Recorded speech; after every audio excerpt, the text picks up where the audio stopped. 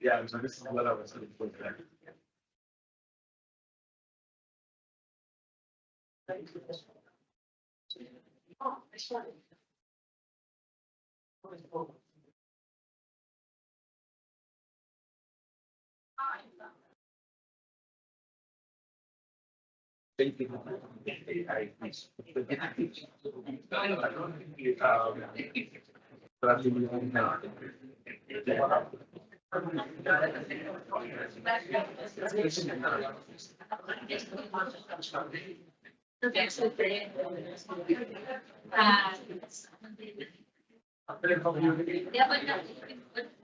So, yeah.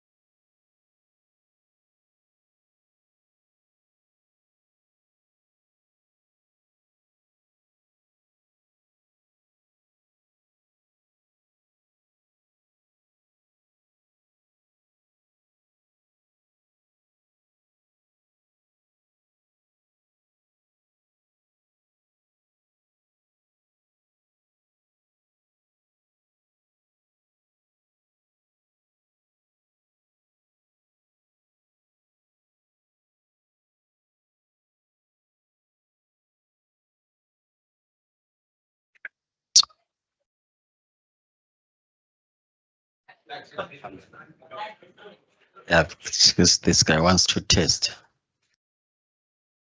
Okay. Yeah. Ungamute mic ayipho. Sure.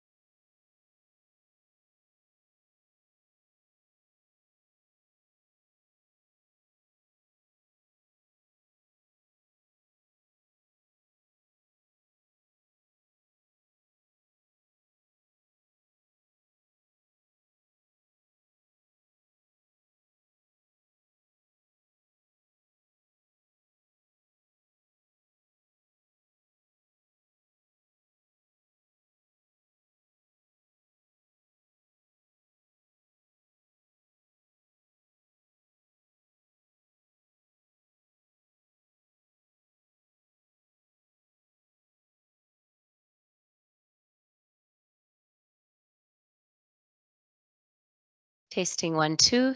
There we go. Good morning, ladies and gentlemen. Good morning, everybody. Good morning, good morning. Just a quick announcement that we're going to be starting our program in the next 5 minutes. We'll be starting in the next 5 minutes. So if we can all please start getting settled. If you need to get one last coffee, do it now, so that we don't delay our program come 10:30. Thank you.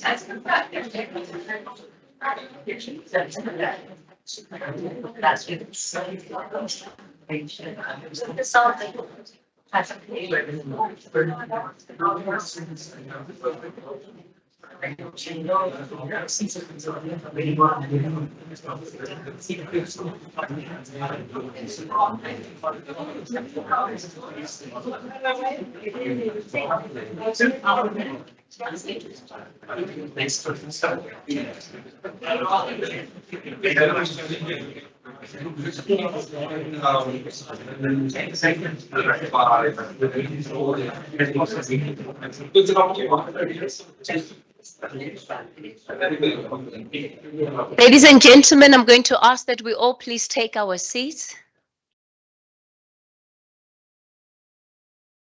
Please, if we can all take our seats as we begin with this morning's program.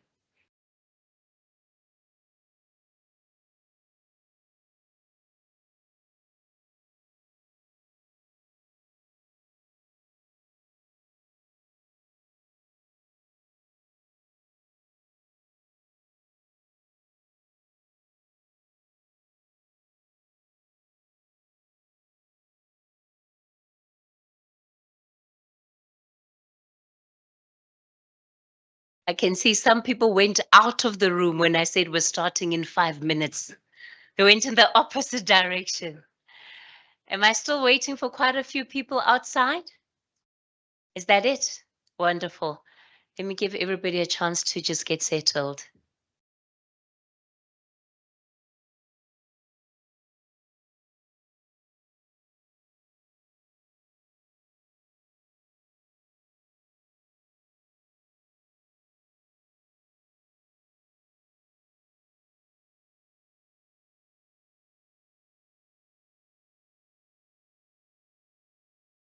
All right. Good morning, ladies and gentlemen. Sheesh.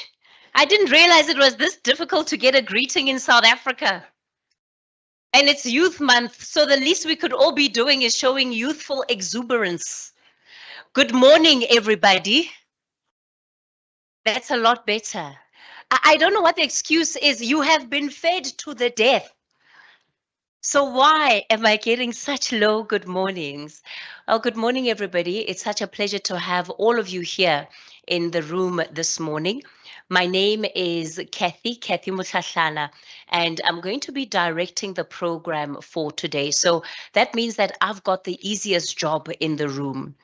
Let me acknowledge the leadership of the Technology Innovation Agency, members of the media, the innovators whose work we'll see throughout the day and whose work really has brought us all together here. And of course, those that are from the Department of Science, Technology and Innovation. This morning, TIA is being bold. Technology Innovation Agency is saying that it has a case to set out. And this is a case that all of us in this room are being asked to put to scrutiny. And that case is that South African innovation is not a promise for some distant future, but that it's something already at work in clinics, on farms, in mines, and in the hands of entrepreneurs that are building businesses from the ground up. So today, you'll have the opportunity, no pressure to the TIA executives. You'll have the opportunity to test that case for yourselves because you won't only hear it in theory, but you also hear it from the people that are living it. And what's the point of having an engagement like this if it goes beyond just being a briefing, but also an invitation to look closely, to ask even the hard questions and walk away with your own conclusions. This morning is going to be very straightforward. We're going to begin with opening remarks by the board chairperson. He'll give an overview of the purpose of today's engagement. He'll be followed by the CEO, who'll set out the vision behind TIA 2.0. You know, whenever there's a 2.0, it means what? Now I'm testing if there are real innovators and thinkers in this room. If there's a 2.0, it means what? Yo, then there's a doctorate coming out of this table. It means there was a 1.0, right? It means there was a 1.0. So, so he'll set out the vision behind the TIA 2.0 strategy, the thinking and the direction behind it. And then we'll also hear the reflections of the innovators themselves. A number of us, or a number of them, yes, I'll count myself among them today. I know they're in the room and they're probably feeling nervous about what the moment of being staged is going to entail, and also the kind of questions that they can expect from all of you. But to all of our innovators, let me just help to settle you. Be prepared for all the most difficult questions. I hope that helps you prepare yourselves. But they too are going to be sharing their stories and what the role TIA has played in their own stories of innovation and the businesses that they're building up. And in the end of today, we'll end off with a Q&A session. This is open to my colleagues in the media. There will be an open Q&A. And then, of course, for those that want one-on-one interviews, those will also be available. I just need to see a quick hand from somebody at TIA who's going to help us manage the one-on-one Q&A sessions that the members of the media might be looking for. Please stand. Please stand. There we go. Sipho. Sipho is going to be then taking all of the requests for the one-on-ones. So if you can pass those through her as the morning unfolds. So that's pretty much a roundup or an overview of how today is going to be run. Some of you look nervous. I'm not sure why. What did they tell you about the briefing? It's not a performance appraisal. Some of you don't work at TIA, but you look nervous. Why are we looking nervous? This is a small, intimate session, and I hope that we'll take it in that light. And please engage with everything that is going to be shared so that at the end, you're able to ask the questions that matter, not only for you, but for the audiences that you're representing in the room today. On that note, please help me welcome the board chairperson, Loyiso Kiha, who's going to be delivering his opening remarks. Give him a round of applause.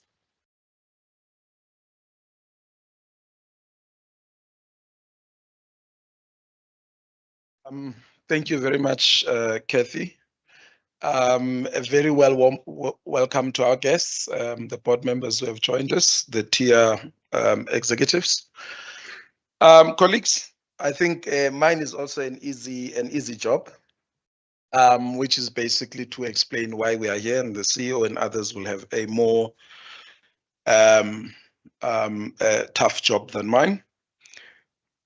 But suffice to say that in whichever way you're looking at it, South Africa is at serious crossroads, whether you're looking at Madlanga Commission, whether you're looking at Phala, and other issues that continue to face our country, like the economic, social challenges.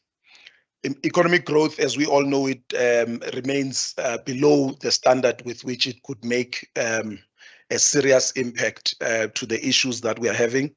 We're still battling with poverty, inequality, unemployment. Millions of South Africans, particularly young people, including graduates, are jobless. Many are excluded from meaningful economic participation. And some communities still grapple with basics like energy, electricity, healthcare, food security. Water now becomes a problem. In fact, it's no longer just an issue of the ones in the periphery. Even in Midrand, we're struggling with things like that. And more seriously, especially to tier industrial competitiveness. And at the same time, and we've seen this across many examples, South Africa does not lack, at least from what I've seen, researchers. It doesn't lack globally renowned institutions. We've got CSIR and other institutions that have produced quite meaningful research. The entrepreneurial talent that we've seen in South Africa, which often goes outside, we all know it, we've seen it. We've got abundant natural resources. If you look at our mining sector in terms of what we have under the ground, even basic classic science research, we've got abundant of this. Then the question arises, what is it that's wrong? Why are we not able to translate these into meaningful industries that can thrive? And really the question is, why are we not able to convert all of this into meaningful economic growth, jobs, and societal impact at the relevant scale? Yes, we do have from time to time those small pockets of excellence, but it's usually not happening at the scale with which it's able to meaningfully impact our country. Even the technology white paper, which is the STI white paper, acknowledges that innovation is economic growth. It puts itself at the center of economic growth and job creation. But not just it. If you look at all research, it's quite clear that in order for a country to have sustainable economic growth, it needs to innovate, it needs to have a meaningful industrial competitiveness. So otherwise, you'll simply be consuming technology from other countries or creating value from other countries. So policy intent, whether you're talking about the STI white paper or any other government policy, is very clear on where we should be going in terms of innovation and science and technology in general. But however, like any other policy, I don't think it's just the issue of science, technology, and innovation. We've seen there seems to be a huge gap between policy intent and implementation practice in South Africa. And it's something, whether you're talking about BEE or any of these, there seems to be a huge intent. Even with TIA itself, there's been a number of reviews that were done, ministerial reviews that was done twice, HESTIL reviews.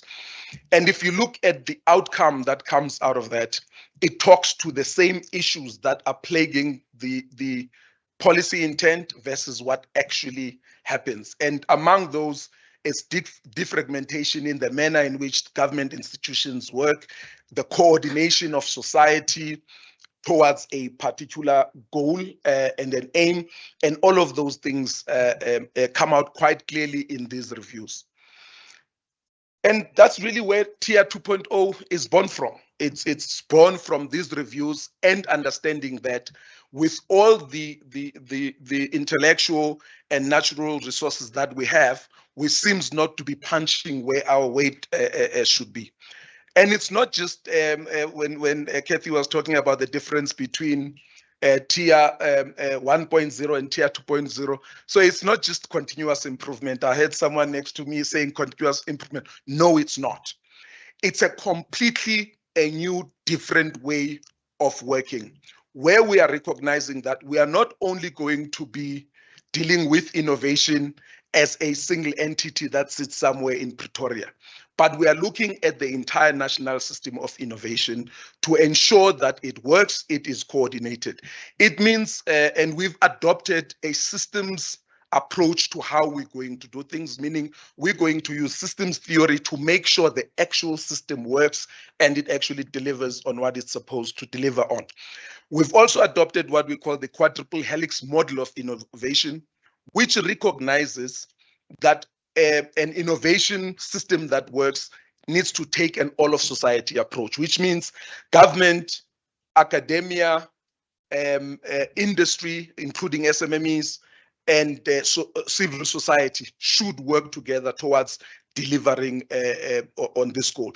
And among those things, some of our key areas or pillars includes things like policy advocacy, because we need to recognize that we can do our part, but if the Department of Small Business is doing its own thing and Treasury is doing their own thing, we are not going to be able to deliver on making sure that a young person that comes from a township somewhere that has an innovation is taken through all these hoops to build industries. So Tier 2.0 is completely a different way of working, which is not going to be in isolation, which takes Tier and says, we are putting ourselves as curators of the national system of innovation, not just ourselves.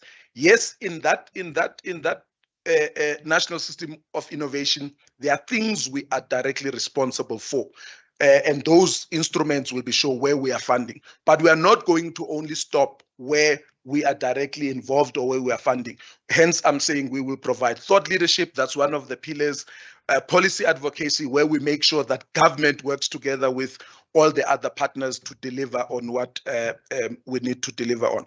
And another example, which will just be shown today, that we'll be talking about, of when innovation works, what happens from a 24 million rand investment into Kappa Biosystems came a company that is worth more than 10 billion rands. We only got 10% of that money, and we will be talking about what we are going to do.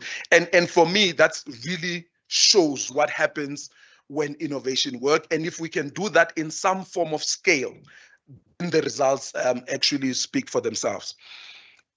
But as part of this, we really need a partnership with yourselves as people who set the agenda in society, as people who influences society. If we are going to be a thought leader, if we are going to be a curator of the national system of innovation, we really also need the media in South Africa to work this journey with us, because we are not going to be able to go out and put this agenda of focusing society in an innovation system that works by ourselves.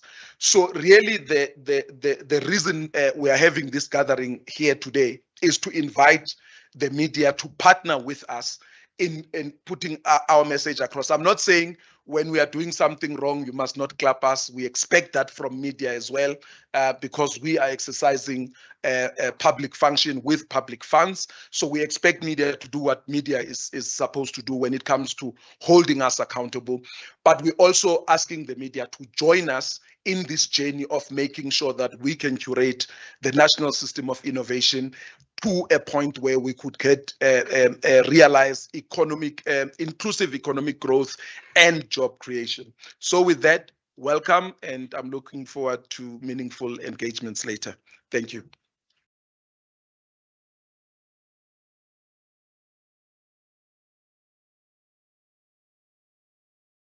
Thank you, Loyiso, for setting the framework then for the day. On that note, I'm going to ask that we please turn our attention to the screen, and this is just going to be a video that unpacks and showcases what and who TIA is.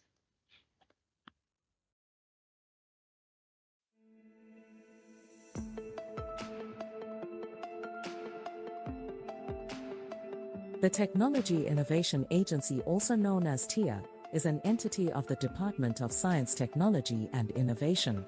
TIA promotes the development and exploitation of discoveries, inventions and innovations to improve the quality of life for all South Africans. In bridging the innovation chasm, the agency is an active funder, connector, facilitator and enabler. TIA serves as the key national intervention to facilitate the translation of South Africa's knowledge resources from higher education institutions, science councils, public entities, and the private sector into sustainable socio-economic opportunities. With values such as people-centric, excellence, answerability, pioneering, responsive, and sustainability, TIA drives and supports technology innovation in sectors such as agriculture, advanced manufacturing, energy, health, ICT, natural resources, indigenous knowledge systems, and industrial biotech. From universities, science councils, and research institutions, SMEs, to the grassroots innovator, TIA's focus is on technology development from proof of concept and prototype to commercialization. To achieve this, TIA has a range of funding instruments including the Seed Fund, Technology Development Fund, Industry Matching Fund, Commercialization Support Fund, Technology Acquisition and Deployment Fund, and the Grassroots Innovation Program. Beyond funding, the agency provides innovation support programs, such as the Technology Innovation Clusters, Technology Stations and Technology Platforms. The Technology Innovation Cluster model assesses value chains and stimulates the development of activities and interventions to facilitate sector-level or industry-level engagement through a cross-cutting approach that intend to address systemic weaknesses that hamper innovation and to individual projects. Technology stations provide innovative science, engineering and technology solutions for complex engineering challenges in various industrial sectors, aimed at supporting the country's socio-economic priorities. There are 15 technology stations located at 10 universities of technology nationwide, each focusing on a specific technology area. Supporting local innovation, TIA's Technology Platform Program offers technical support for product and process development, diagnostics, drug development, among others. The platforms are equipped with state-of-the-art equipment and are resourced with highly competent individuals in specialized fields to develop new products, processes for industry and research and development. From research institutions to innovators, TIA translates South Africa's knowledge resources into sustainable socio-economic opportunities. The Technology Innovation Agency. Innovating tomorrow, together.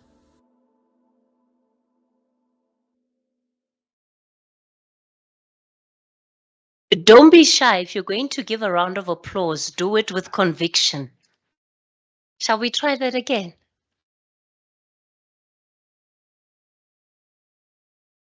Thank you so much. Up next, I'm going to invite to give us the strategic vision then of TIA. That is going to be Dr. Mate, who will speak to the vision, strategic direction, and future priorities. He's the CEO of TIA.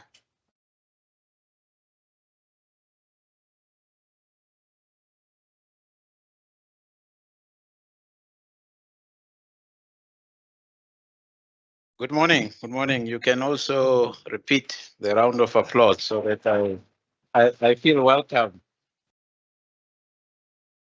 Thank you very much, Kathy and the board chair and the members of TIA board and members of the media colleagues. It's a great pleasure for me to be here. I think this is my first public address that I'm making since joining TIA. I joined TIA about 2 months ago, so you can imagine, Kathy. I'm going to multitask. Are we good to go? All right. So I'm looking at my screen here. Ideally, I should be looking at the screen on the floor here, but I prefer to look at my screen here. So I'll try and be brief. We don't have much time. I think the main thing is really for us to share our messages and listening to the video and also the opening remarks from the board chair and Kathy. I think they basically covered all my slides. So I'm just here to rehash the same message. So I'll try and be brief. So there will be slides that I'm going to be skipping. We thought it's important to share with you that we're not alone. We're part of a family, the DSTI family, the Department of Science, Technology and Innovation, under the leadership of Professor Nzimande. So TIA is just one of those entities under the DSTI. We play a very critical role in the ecosystem of the NSI. But there are other players. I'm sure you can recognize the logos that are on the screen. I'm not going to speak to the individual entities, but you're more than welcome to approach us after this session. We can tell you what we are doing with the other entities. What is TIA's mandate? We are mandated to, I think what the board chair was talking about earlier. There's so many opportunities in the country, but we are not really taking advantage of these opportunities. There's so many challenges that we are faced with as a country. Economic growth is not where it's supposed to be. We're growing at about 1.2%. We should be growing at about 3% and above. Unemployment, we know it's currently sitting in the 30s. It should not be there, especially the youth unemployment and women. And then we've got other challenges, poverty. The countries that have really pivoted over the years, the likes of China, the likes of India, Japan, and etc. They pivoted based on innovation. And we have an opportunity in South Africa through entities like TIA to actually deal with the challenges that we are currently faced with. So TIA has got that mandate to be able to address the socio-economic issues that we are faced with. The video elaborated on the key values. I'm not going to repeat on the key values, but we wake up every day. This is what we believe in doing. We have a vision to be a dynamic, intelligent, driven national innovation agency that champions transformative and high impact innovation. What we do every day, we nurture the ecosystem, but through the TIA 2.0, we are taking a very different approach. We want to scale up the commercialization of some of the technologies that South Africa is currently developing. We have a capable leadership at the board level, a relatively new board, just like myself, led by Mr. Chiha. These are capable men and women that are leading TIA under the TIA 2.0. And some of them are in the room. I'm sure you'll have an opportunity during the break to interact with them. We are building the management team of TIA. As you can see there, nice faces, a well-balanced team. And it is my intention as a leader of TIA to maintain this balanced team. This is a rainbow nation that we all dream about. So I'm hoping through the support from the board, we are going to be maintaining this image of TIA as a collective. This is really what South Africa should look like, what a typical entity of South Africa should look like. So let's get into the details now. Where do we fit in? I know I've spoken about the mandate of TIA, but where exactly does TIA fit in? 15 years ago, TIA is 15 years old now. Government had a vision. There was a problem of spending a lot of money on R&D in South Africa. In fact, today, if I'm not mistaken, by the way, this is an informal session, so whatever numbers I'm quoting, if they turn out to be wrong, I'll give you the correct numbers at a later stage, but I'm giving you an estimate. South Africa is spending about 30 billion rand on R&D every year. This is government funding, private sector, NGOs, etc. 30 research and development. I apologize. Thanks, Kathy. Research and development. So R&D at universities, science councils, etc. 30 billion rand.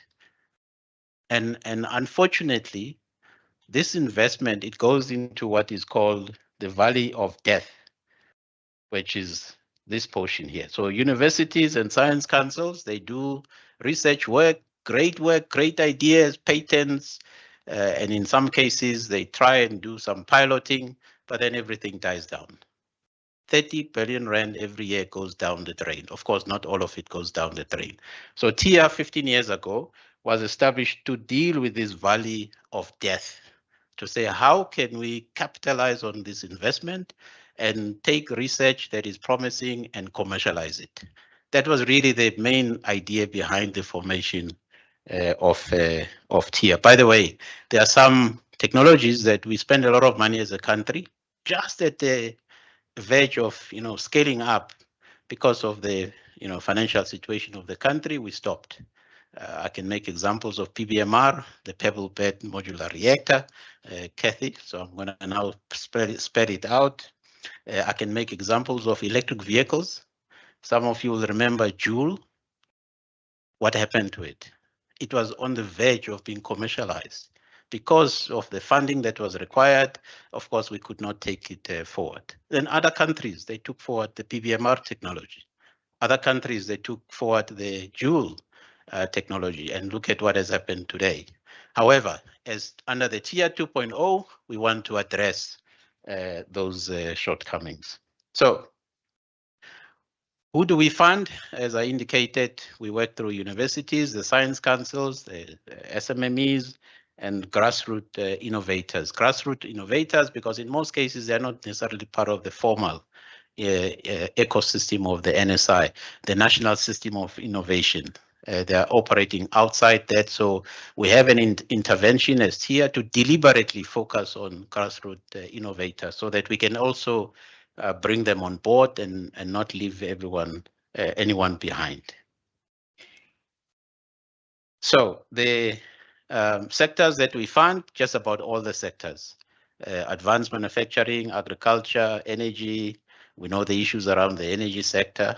Hopefully, we'll not go back there. The health issues, the ICT, we know the opportunities around there. We'll talk about that. Natural resources, including mining, indigenous knowledge systems. We have IP as a country, as a continent, that we need to exploit and commercialize. And then, of course, the industrial biotech. So besides the funding interventions, we also have non-financial support that we provide as TIA. Technology stations, and you saw some of the technology stations in the video that we were sharing. Technology platforms focusing mainly on the infrastructure. So technology stations are focusing more on assisting SMMEs at universities of technology, so SMMEs can approach them, they can test their products and take them through the necessary quality assurance before they become market ready. Then technology platforms mainly around the infrastructure, then skills development around innovation, then it's innovation for inclusive development, which includes the grassroots innovation program that I spoke about earlier. Then the global clean tech, which is a partnership between UNIDO. UNIDO is a United Nations Industrial Development Organization. So I'm now spelling out these abbreviations so that we're all on the same page. This is a partnership between TIA and UNIDO to support entrepreneurs that are focusing on assisting us to deal with the climate and environmental challenges that the country is faced with. I'm going to run through the next couple of slides very quickly because it's a repeat of what you saw in the video and also a summary of what I've just spoken about now. Technology stations, we have a national footprint. That's really the key message behind this slide. As TIA, we have a national footprint. We're present in all provinces, so entrepreneurs, innovators are able to reach out to the universities so that they can get the necessary support. And then, of course, we cover various focus areas under the technology stations. We also have the technology platforms. You'll recall that I said this is about infrastructure. Again, we have a national footprint focusing on various areas, and you saw in the video we were highlighting some of the initiatives that we are busy with. So innovators can approach universities and get the necessary support. Then we have the innovation centers, again, across the country. So the national footprint is not only focusing on one or two areas, it's focusing on the value chain of innovation. So you can approach all these institutions for the necessary support. So innovation centers across the national footprint of South Africa, the living labs that are in all provinces, as well as the centers for innovation and entrepreneurship. Entrepreneurship mainly focuses, the centers, the CIE, what we call CIE, focuses on developing the entities so that they are market ready, whereas the Living Lab focuses on growing the ideas and nurturing the ideas, making sure that they are developed up to a prototype level. Then the Grassroots Innovation Program, we are very proud of this. This is a small grant that we offer to grassroots innovators. This is targeting, as I said earlier, targeting innovators that are outside the formal innovation system, outside university, outside science councils, etc. We've got success stories around this. This gentleman that you see in the picture, Sidwell Mahlangu, won an Innovator Award for African Heart Mushroom Dome. And you can imagine opportunities around this. Low-cost oysters, those that are privileged to eat oysters. We now have a low-cost solution through this intervention of grassroots innovation. So now about TIA 2.0. I've spent quite a lot of time talking about what the background behind TIA, but I think most people are interested to know more about what is this TIA 2.0. The board chair spoke about the reviews that were conducted over the years. This started in 2013 and culminating in a recommendation being made in 2022 by the Minister of Science, Technology and Innovation, indicating that TIA has to scale up. Under the TIA 2.0, focus on commercialization, reposition TIA to play a curatorship role as well as being a thought leader and fulfill that catalytic high impact interventions in the national system of innovation. And that's what TIA 2.0 is all about. And the board chair started talking to what we want to achieve. So Kathy spoke about we need to be moving from something to TIA 0.0. So what's the current state that we are moving towards TIA 2.0? We're predominantly currently a funding institution focusing on specific projects and prototypes and compliance. We're relatively slow, we're fragmented, silo-based mentality. There's limited commercialization and scale up to address the challenges that the country is faced with. We're heavily dependent on public funding.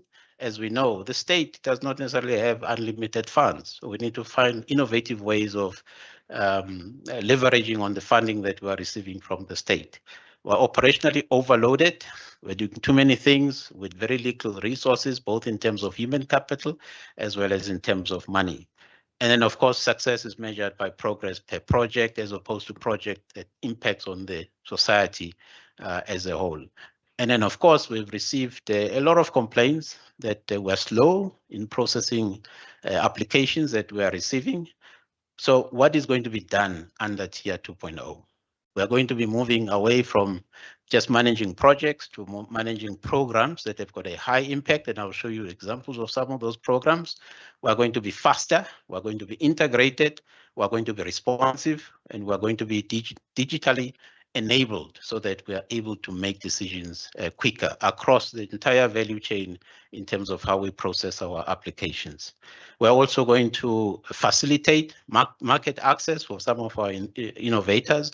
We're going to be working very close with private sector. We're going to be creating jobs. We're going to be working with civil society organizations. We're going to be partnering also with the media so they can help us to communicate some of the programs that we are busy with.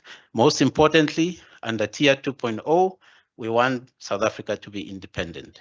There are critical technologies that have got very important strategic contributions that we can make as TIA so that we can free the country from depending heavily on technologies that are brought from outside the country. And then, of course, the quadruple helix model that the board chair spoke about and the systems thinking, that's what we are going to be applying under the TIA 2.0. We want to be a driver of blended finance in the ecosystem. We want to work with the venture capitals. We want to work with women-owned fund managers. We want to work with Black-owned fund managers. Some of them are here in the room, and you'll hear about what are we doing with, or what we're planning to do with them going forward. So why TIA 2.0 matters? For internally, just to summarize, it really is going to motivate our staff. If we're digitalized, we're able to do things quicker, we will reduce the workload. And also by growing, SMMEs and also growing the industry, creating new opportunities, new companies, we're going to be creating job opportunities for some of our employees, even people outside the organization. So it's a big opportunity for our employees. What's in it for government? Faster commercialization of South African innovation, greater alignment with national priorities, moving beyond innovation support to industrializing, localization of some of the technology manufacturing opportunities, and then creating that sovereignty, the technological independency, so we don't have to depend on other countries. What's in it for the people of South Africa? I indicated that we are spending 30 billion rand on research and development. What's the return on that? Through the Tier 2.0, we are going to be creating that opportunity for South Africans to gain a return on the investment, jobs and economic opportunities. And then, of course, we're going to be assisting to solve some of the challenges that the country is faced with in the health sector, in the water sector. I spent the whole weekend not bathing. By the way, yesterday the water came back, so I was able to bath this morning. So those issues really, we need to contribute towards solving them. I did bath, by the way. I did shower this morning. The water came back last night, so I did bath this morning. But it shouldn't be like that when we've got plenty of resources in the country. So the roadmap, just in brief, we are going to be implementing Tier 2.0 in 3 phases. The consolidation phase, this is the phase that we're at now, the growth phase between 2028 to 2030, and then the scale up. But if there are opportunities for us to grow, for us to scale up, and as you will see through the 1.2 billion rand that we were paid out, we will take those opportunities to start growing Tier, to start growing, developing new industries, and start contributing towards economic development in the country. Alignment with the national priorities. The priorities of the Department of Science, Technology and Innovation are captured in a document called the Decadal Plan, a 10-year plan between 2023 up to 2033. And there's a number of thematic areas that have been identified by the government through the Department of Science and Technology that we need to focus on as Tier, as also the players in the ecosystem. These are just some of the areas that we are going to be focusing on. The funding that we have received through the settlement of the CAPA funding, we are deploying those funds to actually address some of these thematic areas in the national system of innovation. Then I'm not going to repeat this. This is a pictorial representation of what the board chair spoke about. We will not succeed on our own. We have to work together. We have to work with academic institutions, we have to work together with private sector, we have to work together with other government departments and other public entities, and most importantly, we have to work together with civil society. People that are going to be implementing some of these technologies that we're talking about are actually based in communities. So let's not leave the communities behind. So now the 1.2 billion rand story. What have we done with the money? How did it came about? So the next couple of slides before I conclude, I'm going to be talking about this 1.2 billion rand. It's a big success, by the way, for the country. It has never been done before, as far as I know. I've been in this space now for many years. I've never heard of such a success story. You invest 24 million rand in, I think this was the next slide will talk to that. This was about 20 years ago, and then 20 years later, you are able to derive a benefit out of that investment. So it's a big success story for South Africa, but not only as a success story for South Africa, it's now a model that we can follow in all these investments that we are currently either invested in already or planning to invest going forward. So how did this 1.5 or 1.2 billion rand, how did it happen? Where it started, as I indicated 20 years ago, TIA invested 24 million rand in a company called CAPA biosystems.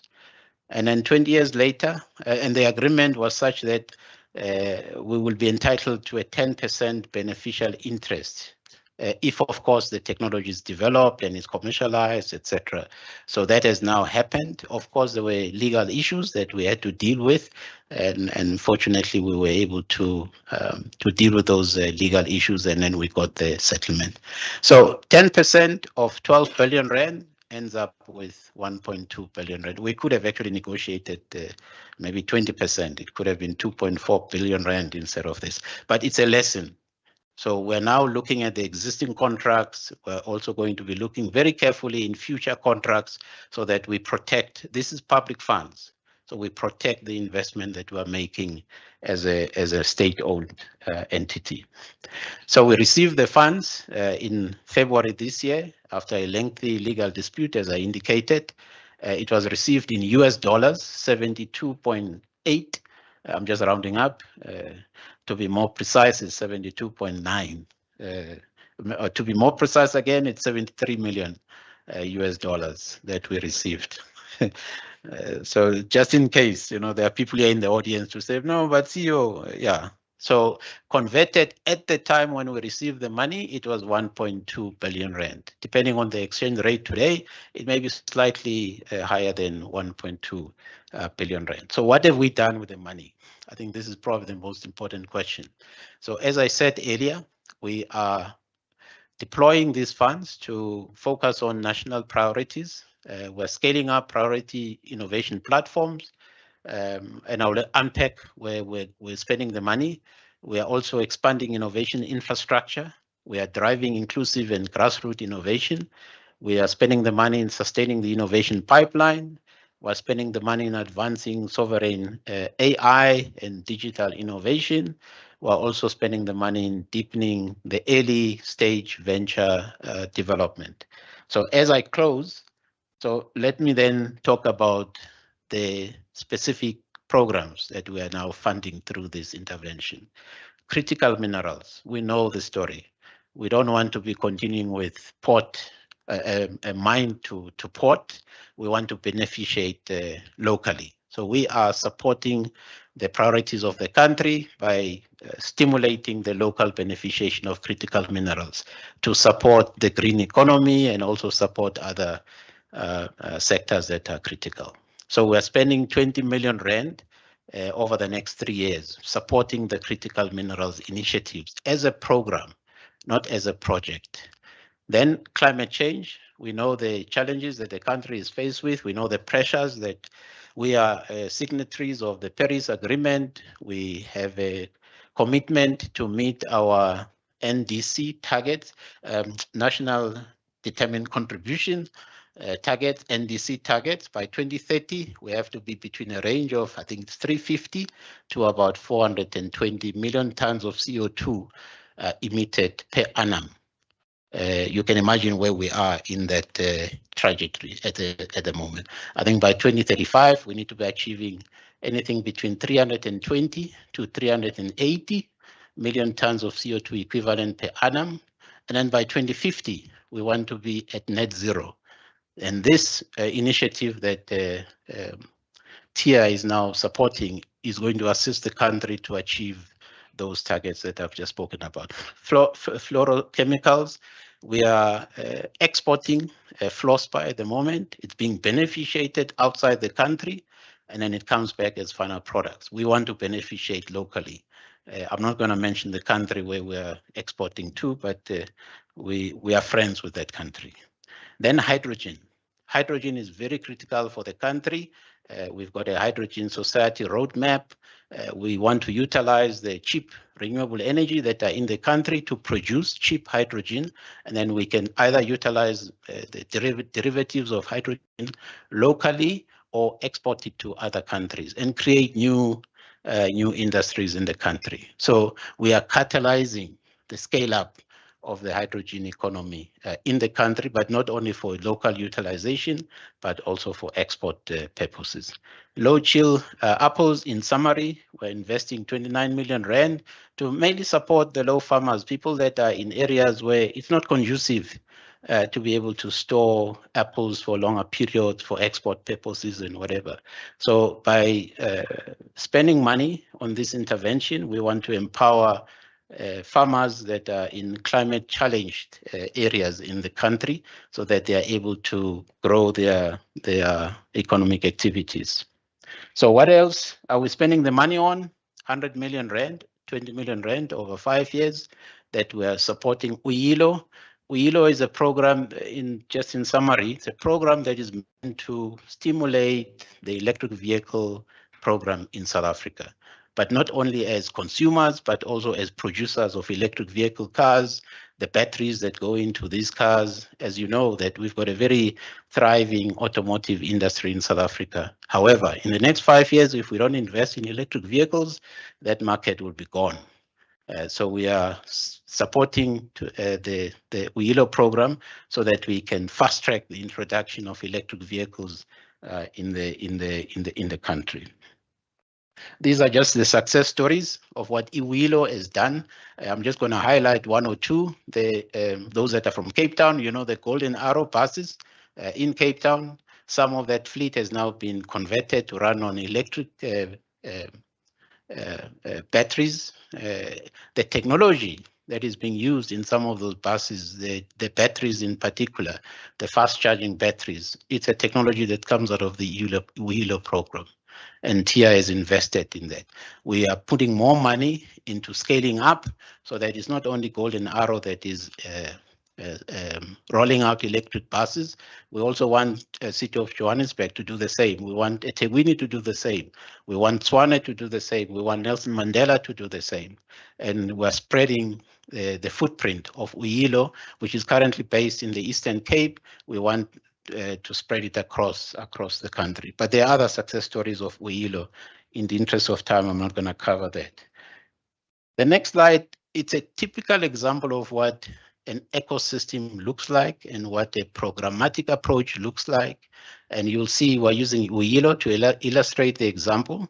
And Uyilo is focused on a number of areas: skills development, SMME support, technology development, as well as the commercialization aspect. But behind each of these pillars, there is a massive ecosystem for the commercialization aspect of electric vehicles, ecosystems for skills development, local manufacturing, etc. This is a typical example of when we say we're moving away from projects, a project-based funding, to a programmatic approach. This is what we mean. And there will be a lot of benefits coming out of this approach that we are developing. As I close, this is very important, I know, for Botche, this is probably his favorite topic. I spoke about we want to be independent. Most of the AI tools that we're utilizing currently, even the data is not here, it's hosted somewhere else. We want to fix that problem. Of course, it's going to take time, so we're investing close to 62 million rand so that we can fix this problem and start developing our own locally developed large language models, ChatGTP in the language of the youth, so that you understand what that means. Claude is another one that so that's the idea behind this, that we want to assist the country so that we have our own locally developed AI. AI is here to stay. We have to embrace it, but we cannot be left behind. We want to be at the forefront of deployment of AI, development of new tools for AI, and also protecting our data. We will not want our data to be sitting outside the country. Then the last one that I just want to highlight, funds of funds. I spoke about supporting venture capital. We are investing 473 million rand in a number of interventions. The Black and Women Fund Managers, we're in the process of concluding an investment of 195 million rand. The Innovation Technology Fund, we have invested 46 million rand. The TIA 2.0 funding model in partnership with the Small Business Development Department through SETFA, we're investing 150 million rand, and they are matching that with another 150 million rand. You may have had Minister Stella Ndabeni announcing this partnership between TIA and SETFA. And we will be supporting this, and we intend to scale it up going forward. And then lastly, we're also investing in developing women-owned and Black-owned fund managers. Some of them are here in the room. So we're investing 43 million rand for a start. Who knows, maybe there will be another CAPA settlement in the next year or so. We will then redirect that money also to support these initiatives. So let me close, Kathy. I'm not going to go through the others. These are just some of the success stories. So if you don't see your logo here, please, we just selected a few because we didn't have much time to cover. So if you're in the room, you don't see your logo there, please, it's not that we are not recognizing the funding that we've provided to you as contributing. It is contributing. So I'm just going to flash through this couple of slides in the interest of time, and then I'll speak to the last slide as I conclude, Kathy. This is the last slide that I want to speak to. Some of you were privileged to be with us at the Innovation Week in March, and I think Kathy, well, you were also there with your colleagues. A very successful event. We want to continue with this event on a yearly basis. This is where we're launching some of our flagship program, the lipstick program. That's a partnership between TIA and Sefako Mahato University to develop the skin health technologies. We also participated in launching the Take a Lot initiative, focusing on supporting entrepreneurs that are based in townships, and they can utilize the network of Take a Lot for the logistics part in terms of distributing their products. And of course, we shared some of the success stories at the Innovation Week. So the last slide, as I close, it's the numbers. Of course, there's too much detail here, but we are supporting SMMEs, and we are now scaling up through the investment that we're making through the settlement that we have received. We're also commercializing. Did you know that in the last 5 years, TIA commercialized 306 technologies? Of course, we're now looking into, what has happened, how many jobs have been created, and, whether these companies are making money, and then we can harvest the royalties from those investments so that we can redirect the funding. Thank you very much, Program Director. Let me stop here. Thank you.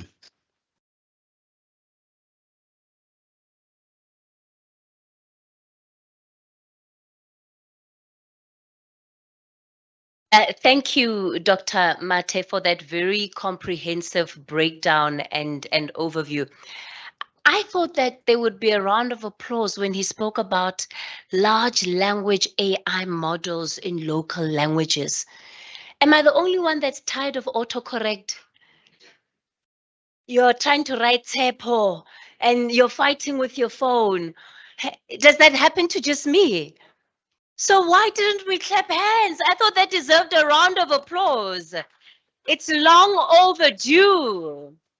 It's long overdue, and we just have to realize the ways in which technology is so embedded in our daily lives that sometimes we're not thinking about rather the systems that are actually feeding the things that we interact with on a day-to-day basis. So I think that's incredible. I'm looking forward to it. I hope it's going to be in all our official languages.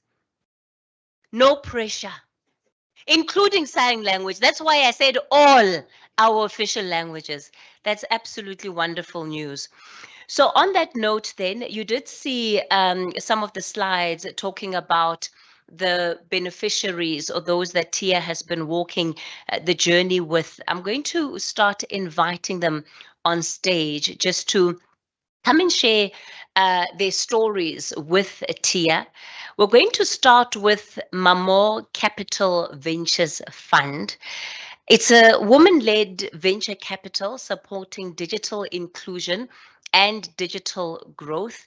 I'm going to leave it there as a high-level overview because I'm sure they're going to be ready to tell us exactly what it is that they do themselves. I see she's already up on her feet. She's telling me, you're wasting time. I'm ready for my turn. Mamokete Ramate, please give her a round of applause. as she is with Mamo.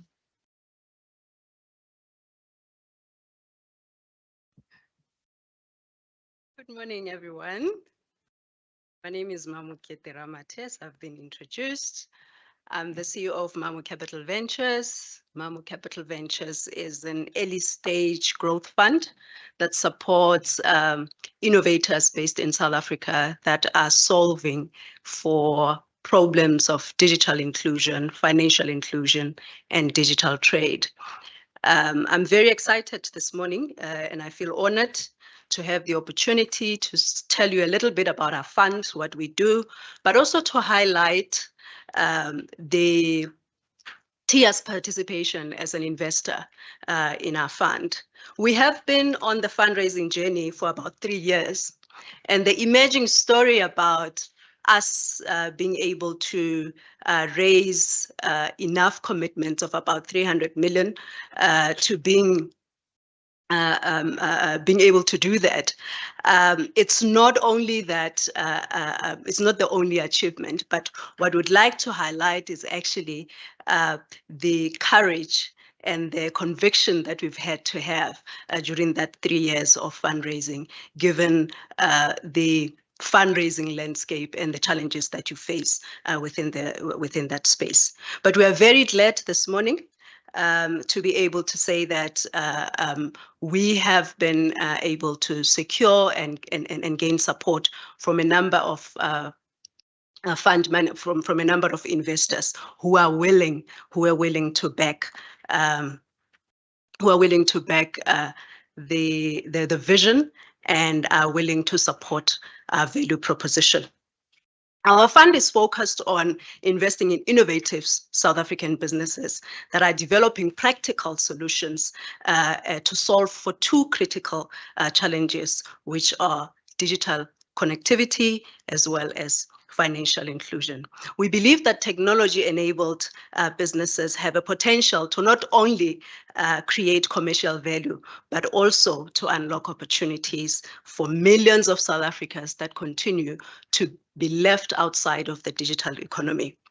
So very excited to actually be part of playing a role or a meaningful role to be able to help many other South Africans that have got innovative solutions that can solve for today's problems and be able to back them, because what they need is not only financial support, but also strategic support. And as an emerging fund manager, it's also important that even as you secure right partners, but we also are able to identify the right investment opportunities. So we're very, very grateful that we have been able to have the support of TIA, recognize what we do and be willing to partner with us. And we believe that their partnership goes beyond just capital, but also it brings their extensive experience and in supporting innovative driven businesses, but also nurturing early stage ventures and strengthening the broader entrepreneurial ecosystem. And that creates a good partnership with ourselves. We have been able to attract 4 credible investors who are supporting us towards our first close, and their participation has really been instrumental in getting us to this point. And it also demonstrates the importance of having a number of investors coming and bringing their diverse expertise, their diverse perspectives, capabilities in helping us build and accelerate digital inclusion in South Africa. And I just want to mention 4 things why we exist as Mamu Capital Ventures. We exist because, firstly, there is a market opportunity. There is a market opportunity because across South Africa, we still have a lot of entrepreneurs, throughout the country who are coming up, who are innovative and coming up with solutions that are solving for our everyday problems, but they continue to face challenges around funding, around access, but also around strategic support in being able to navigate their way in the marketplace and participating in various value chains. And because we're bringing the experience having worked within the financial services, some of our team members having worked within the technology space as well as telecoms, we also see ourselves as partners that are able to help them plug into the value chain, drive their growth strategies beyond just having capital support. We also exist because there is still enough room for transformation in this space. While we have many established VC players currently making, extensive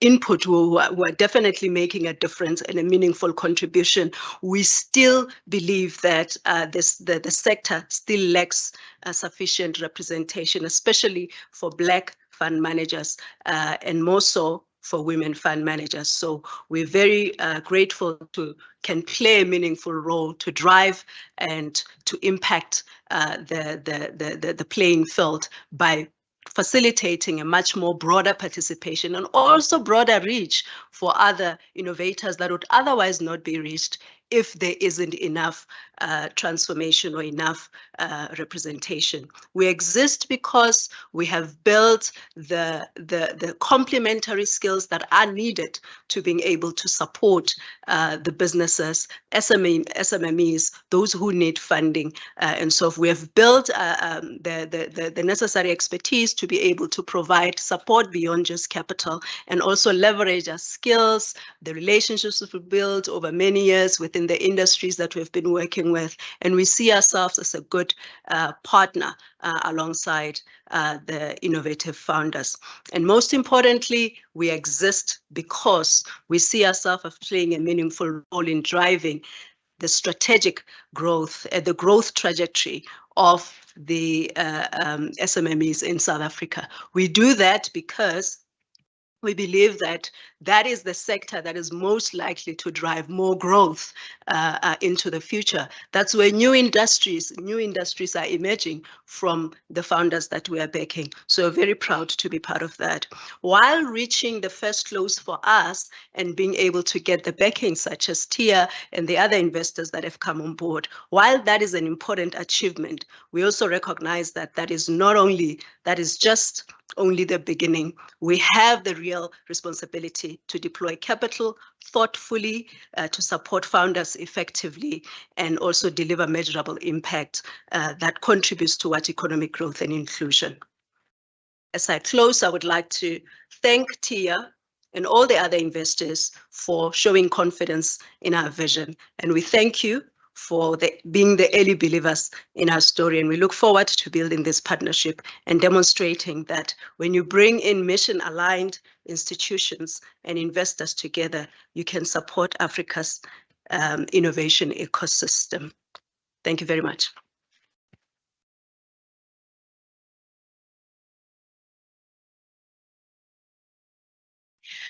Ladies and gentlemen, you can tell Mamokete is ready for JSE listing. She's just here because she has to be right now, but her eyes are set on the JSE. Thank you so much for that, Mamokete.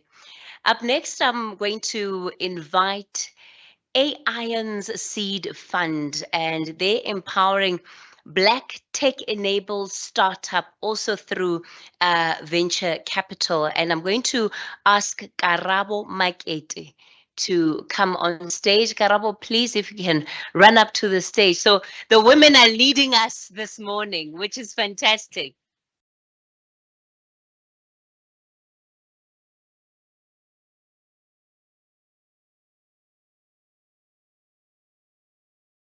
Good morning to all our esteemed guests. Is it still morning? It is. Firstly, I'd like to take this opportunity to thank TIA for the platform that they have created, as well as the role that they continue to play in innovation and entrepreneurship in South Africa. My name is Karabo Makete, and I'm the investment principal and partner at AION's Ventures. AION's Ventures, as they have previously described very briefly, is a seed stage venture capital and venture building company, which is focused on investing in and supporting startups that are tech-enabled, show high potential, and of course are South African. We are far from traditional funders, in the sense that we believe that founders deserve, sorry, I shouldn't have run so fast. We believe that great founders deserve more than just a check, they deserve a partner. While capital is a very critical component of startup growth, our model was built on the understanding that funding alone is really enough for startups to grow. It takes an entire ecosystem to foster real and impactful growth for startups. What makes us unique is that we combine investment, capital investment with operational support, market access, shared services, as well as short-term finance solutions, just to name a few. We work alongside our founders as well as other industry partners to ensure that we help to strengthen the growth of startups through creating a cohesive ecosystem for the startups. Through our hands-on approach, we aim to improve startup survival rates and accelerate their growth. We see the impacts of this in the growth that is reflected within our existing current portfolio. However, as young, emerging, and Black fund managers, our journey has also highlighted some structural challenges that still exist within the venture capital industry in South Africa. Just to name a few, transformation, as was previously mentioned, limited access to institutional capital, which means that smaller funds and smaller overall management fee for the emerging funders, making it very difficult for them to survive. We also experience shorter track record issues where we are being compared to larger established fund managers that of course had the time to build their track record. Fewer opportunities that we are given to demonstrate, this then results, in fewer opportunities that we are given to demonstrate the impact that we can bring. These, of course, have a ripple effect on the entire sustainability of not just emerging fund managers, but the startup ecosystem, particularly at seed stage. The reality is that emerging fund managers have the skills, the network, and proximity to underserved entrepreneurs that also struggle to access resources needed to build sustainable investments. And at the same time, many of these innovative startups continue to face funding gaps during their earliest stages of growth, which are very turbulent, but very important for them to get through. Addressing these challenges requires collaboration amongst all industry stakeholders, DFIs, corporates, private investors, universities, incubators, accelerators, and fund managers. TIA today is a trailblazer in demonstrating what ecosystem collaboration looks like in practice. It's a powerful example of institutions working together to achieve a shared goal, increasing the flow of capital, expertise, and support to South African innovators.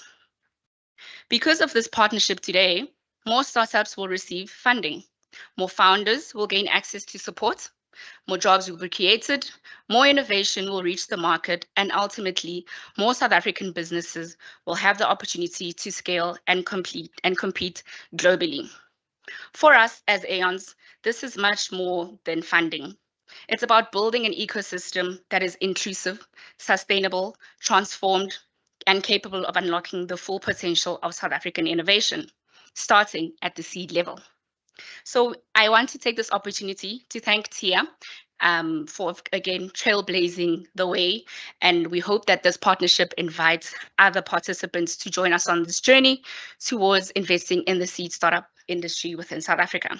Thank you very much.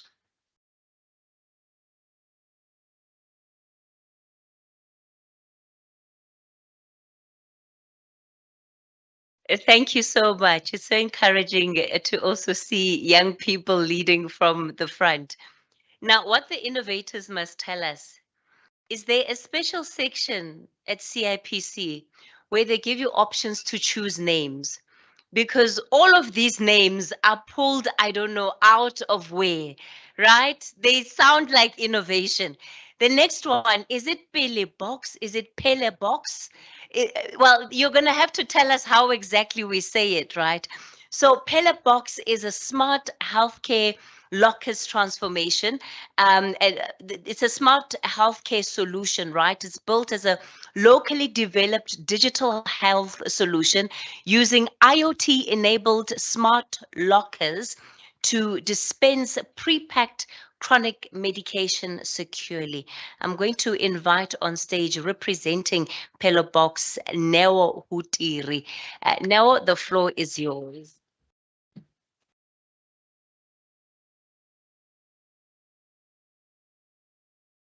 Good morning, everybody. It is called Belly Box, as in kapili kwapili. And the idea was we wanted to be able to serve patients quickly and put them at the front of the queue. Hi, everybody. My name is Neo. I am from a company called Technovera. We are the innovator behind Belly Box. I guess my journey started about 10 years ago. I was diagnosed with TB. I was collecting medication at my local clinic. As most of us who's spent time in a public clinic, you'll know the time that it takes and the level of frustration that we sometimes experience as patients. Ultimately, decided to challenge my nurse and my clinic manager at that time to say there should be a way for us to be able to address this particular challenge. We came up with this idea of creating digitally enabled smart lockers. It's sort of like a post office with an ATM that came together to have a baby and created the solution where pre-packed medication can be loaded inside. It simply sends an SMS to a patient saying, hey, Neo, your medication is ready for collection in Mamelodi Clinic. Here's a one-time PIN. Neo would simply go to the locker, enter his cell phone, enter his PIN. It pops open. Neo collects his treatment. In the background, the pharmacy team is able to see which patients are collecting what treatment, they're checking adherence, and they're making sure that all of those clinical records are kept well. For the patient, it's about taking them from 3 hours in front of a queue to getting them to collect medication in less than 30 seconds. With support from TIA, my journey started a couple of years ago. TIA came in when we were at an idea stage. We were sitting at the Innovation Hub, ultimately saying, look, we'll cut you a check to build this system. Ultimately, that moved on from a concept to a pilot. We piloted the first solution in Mamelodi Clinic, and that grew. We got a contract with the National Department of Health. It started off as a provincial contract in Gauteng. At the moment, our contract covers all of the 8 provinces out of the 9 provinces. We're still coming for Western Cape. And I guess our journey was one of growing from 1 clinic to 5 clinics, implementing with City of Tshwane, with City of Ekurhuleni, City of eThekwini, and ultimately growing it into Northwest, into Gauteng, and into KZN as well. We've been able to reach over 100 public healthcare facilities where all of these spiller boxes are installed and chronic medications can be collected in less than 30 seconds. I think TIA came in again into our picture when we were now knocking on the doors of the Ministry of Health and Social Services in Namibia, ultimately wanting to build a solution that can go across the border. TIA then funded us to, the way that they frame it is, we'll internationalize this product and we will give it wings and we'll make sure that it crosses the border. We then went and installed across 20 hospitals in Namibia, working with the Ministry of Health over there. And that was the second instance where TIA came into the picture to be able to help. Because sometimes you realize that you're building, but you want to be able to scale. At the moment, we have over 130 public facilities that we are serving.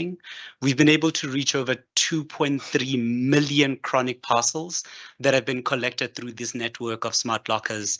Thank you. That's it. Exactly. And I think, sometimes as an entrepreneur, you hit your head against the wall trying to figure out where's the capital going to come from? How are you going to build this organization? How are you going to give it wings and how are you going to make it fly? And I really, really appreciate the component of this, this continuum of, concept prototyping, arriving at a commercial product that can effectively scale and that can grow. And I really feel that, we've had great support with the commercialization team at TIA saying, look, it's not about just falling in love with the technology. It's about making sure that it can have real impact and that it can scale. I will pause my time over there and say thank you so much for the journey that we've been on. Thanks.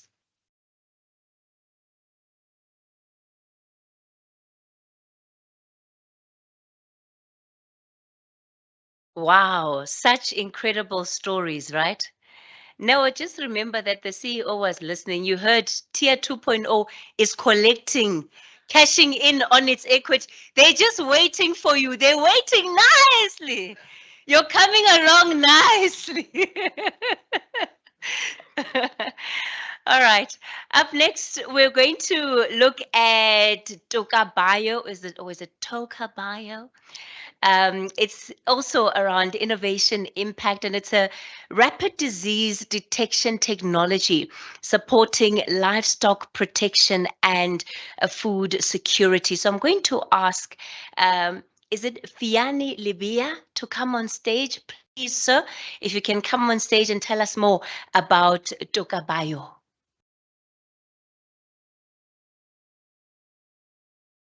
Thank you. Can I mess with the? It's Toka Bio, as in Toka, as in justice, and Piani is my name. Thank you, ma'am. I'm excited to be here, and I think I must thank Tia first. Mine would have been a lot more spectacular with visuals, but I think I can still make you visualize what's going on. Now, I worked for CSIR for about 12 years in different stints, and my last stint was from around 2011, and the aim was, how do we develop? Maybe I should go back a little bit. I have my PhD, went to school. That was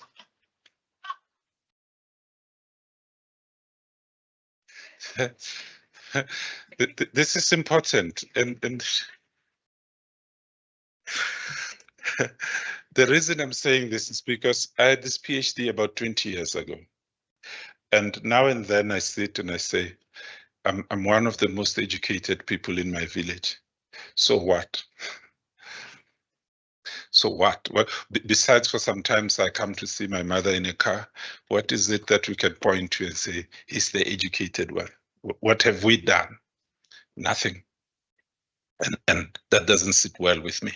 So I'm from a village outside Guyana in Limpopo. If I give you a good precise arrangement, is around 84, 86. Maybe there was about 1,000 families there, and there was about 6,000 cattle.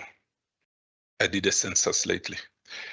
And in agriculture, especially in livestock, we have 3 areas. We have what we call a red zone. This is an area that has disease, like closer to the Kruger National Park. We have in the northern KZN, in the original Maputo land area, and your whole homelands in the north are in the red zone. There is the green zone, which is any land downstream of that. And we have export zones, which used to be within the green zones. Why am I describing them like that? If you're in my village today and you have to sell a nice bull, 13 months old, super meat, you are lucky if you can get 8,000 Rand off it. If you are in a green zone, you will probably get about 15 to 16,000 Rand. So on average, you are losing 5,000 Rand by being where you are. Most of us didn't choose to be there, just born there. If you export that same bull, you'll probably make about 28,000 Rand. So you have about 20,000 Rand difference between the same commodity, depending on where geographically are you and where things can happen. If you look at the 6,000 animals, it means every year you can sell 2,000 animals, a third, and still maintain the same number by the end of the year. So I'm 52 years old today. If for 50 years we lost 5,000 Rand because it's possible with those animals, my village is as rich as probably 500 million Rand that we lost. If I showed you my village, you would see that we do not have 500 million Rand. There's not water, there's no clinic, there's no whatever. It shows you what is missing there. I'm just talking economically. I'm not even going to multiply by 20 because that will give you over 2 billion rand in resources that are there but are not being converted to a better socio-economic impact. What do you need to change from the 6,000 to 28,000 rand? There are many things. Some of them is feedlotting, better production and ABCD, but that's neither here nor there. And before people say, but that's just the village you were born in this country, 55 to 60% of all cattle belong to black people. That means small head farmers. Only about 40 to 45% are in the commercial area. And the commercial area is buying most of their cattle from the small head farmers, and then they grow them. That's how you manage that 40 to 45%. So it's not true that black people can farm. We do in overgrazed area, in communal areas and whatever, and we maintain of that 18 million head of cattle in this country, almost 60% of it. Now, how do you move from a village that has its animals and works on it to where it can actually export as a primary producer? You need technology. So at Tukabayo, we have developed, thanks to TIA's funding, both within the CSIR and outside the CSIR. We have developed a point of care technology. I'm sorry I can't show it to you, but we do have some of the displays there. We've built a mobile unit, which is literally a truck and a trailer, where we take the laboratory to the village rather than the samples to the laboratory. In that way, we can manage those areas and we say, what kind of diseases are there? What can we vaccinate? How do we do post-vaccination monitoring? How do we identify those viruses so that these animals are good enough for export to China, Saudis, and the EU? Botswana is doing it through their villages. We've just finished discussing with them as well, and they're interested in us working the border between Northwest and Botswana so that we can prevent some of the FMD spilling into their country and increasing the FMD-free area within the South African side. We are looking at Limpopo being the area where most of the FMD came from. How do you clear that area using this technology to make sure that you can have export? Of course, that would support the company, that will support the impact that you want in rural areas where jobs are hard to come by, but the commodities are there. How do you bring that foreign direct income into the country through the villages? We do have a project now where we are working with an ostrich producer. That's Meneer Skalekamp in Modimolle, formerly Nelstroom. He produces about 20,000 ostriches a year, which is more than anybody else, I think, in the country. He has possibility to grow that to 60,000 ostriches per annum, but the market is in the EU. So we have been able to set up a lab there, thanks again to TIA. We have set up a mobile unit there as well. We have brought EU equivalent audit to come and check these things that we are doing in and within the farm to create a green zone to export these commodities again. How good is it? And we have gotten very good outcomes on that. So Tukabayo in its own is how do you make export of your commodities in the villages democratic? How do you bring those required resources back into the areas where they're needed most? For some of the technologies and some of the things that we're working on as part of this prototype, we can talk anytime. But thanks again for the funding, but it is great to show what it is you're funding.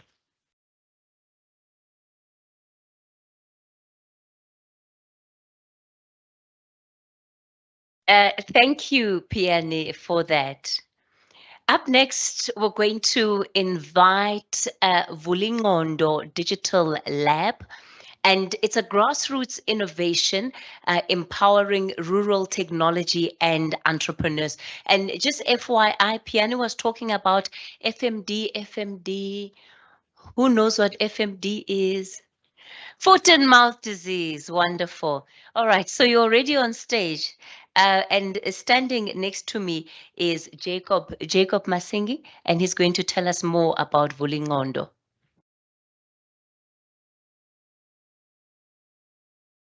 Good day, colleagues. My name is Jacob Masingi from Vulingondo Living Lab. So Vulingondo Living Lab is situated at Mapotla village in Mpumalanga, one of the rural village there. So with Vulingondo, we started in 2014 while I was still at university. So during my BTech, I developed a system called Energy Measurement and Verification System. This project, when I developed it, it was under one of our professor. You find that when I participated on the grassroots innovation program by the TLIU, then we find that the IP is under the professor. So that's where I was inspired to go home after graduation to start a Vulingondo Living Lab. So what I did there is that I started with a chicken farming project. I was selling chicken so that to start building the lab. So since 2015 up until 2017, building the lab, then the lab was named Vulingondo Digital Lab. So after building the lab, then the TLIU also came back to visit the project. During that time, I was building a high-tech hydroponic system. So with that high-tech hydroponic system, I was doing the interview on the radio. Then there was a late king approach me and say, I'm having a similar idea that I want to implement this. So can you come and join me so that we can implement the project? So on that project, I think we raised 16 million from CWP. Then we built something called, it's a farm in a box. That means we're having a farm in a box in a container where we're growing grass inside the container, as well as having hydroponics tunnel, 2 hydroponics tunnel. Then on that system, then I was developing a small scale experimental setup for controlling that system through the control system with that energy measurement. So I apply it, trying to control that system at all. So that's where we build that. Then on that part, then I started to work with a regional innovation networking platform.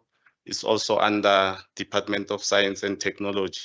So when TIA came on board, it was 2023.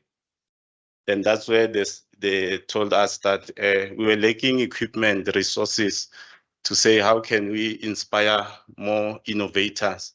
Because what we did is that we were taking general people to say, this is a innovation. Let's say we go and partner with CETA, then we train the SMEs, maybe we write a proposal, we say, if maybe we can give SMEs maybe 6.5 so that they can have businesses that they can assist them, at least maybe they can have laptops and what, because we're lacking resources in terms of building innovation. So that's where TIA came on board to say, we have a living lab that can assist you to have a specialized equipment so that you don't have to stress and say you don't have specialized equipment to build your project. So in that case as well, then I converted that place I built before to Masingi Technical College.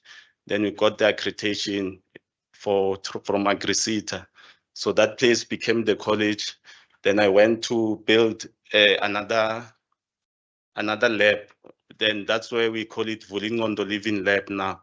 So with that lab, we have a conference hall equal like this. Then we have boardrooms, we have also training facilities.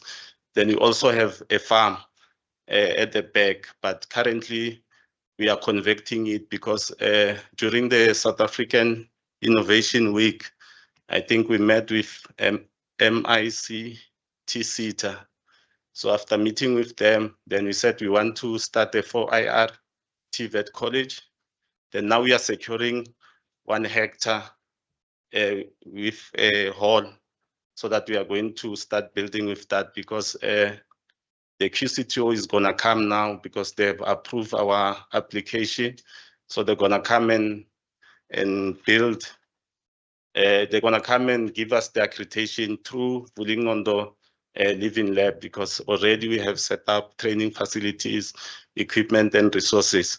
So what happened is that we realized that in the village, there are no economical activities. I think now TIA has introduced another program, I think it's QHM. On that QHM, that's where we started to say, let us build economical activities. So now we have proposed to TIA to say, let us build Vulingondo poultry abattoir. But on that poultry abattoir, all the resources must be built by innovators. So on TIA, there is a 12-month program for ISP LED project. So we combine that and say we want to take 30 innovators in the community. Then that will be the market for them. Already the abattoir now is being approved. Then we have started with environmental impact assessment. So it's gonna take also 12 months because we have to do public engagement and what. So in that case, as I saw that TIA has also another budget to cut. So if maybe if we can get, even if maybe they can say we are investing with the, because we are going to slaughter more than 5,000 chickens on that abattoir, then I think if maybe to slaughter 1 chicken is 15 rand, you can do 75,000 per day. So in that part as well, we can make partnership with Vulingondo Living Lab on that abattoir and say, TIA, we are no longer funding the Vulingondo, let the abattoir now fund the Vulingondo Living Lab. So in that also there will be economical activity, because now when you talk about innovation, even if you are on the radio doing interview, say, hey, we have innovation incubation program, people they're gonna come from the community and say, I heard you say you have learnerships. So basically there are no economical activities in the village. So if you can have that, I believe that people, they will start participating in innovation because there is a lot of talent in the community, but we don't have support in terms of resources as well as economical activities, because on the village now is Vulingondo and Masingi Technical College. So now if you can have industrial parks, because we are engaging with Premier Office. Now we are going to sign MOU with the Premier Office. So now inside Vulingondo, we want to have NYDA, CIFTA. We already are building those offices for them so that instead of our innovators to go to Wheatbank, now they can have offices where they can access such opportunities. So I thank Tia as well as Dr. Anita for giving us this opportunity. So we are looking forward to make bigger impact in our community. Thank you.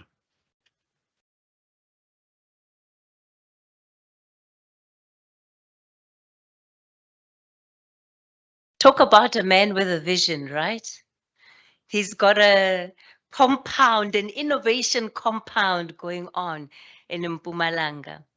Last but not least, I'm going to invite onto stage Mzansi Mines. And in many ways, that name, I think, captures what we've seen on stage today, just how incredible Mzansi Mines are. Pramod Venkatesh, please come to the stage and tell us about your innovation. And, you know, there's no pressure. You've seen all of your colleagues come up, right?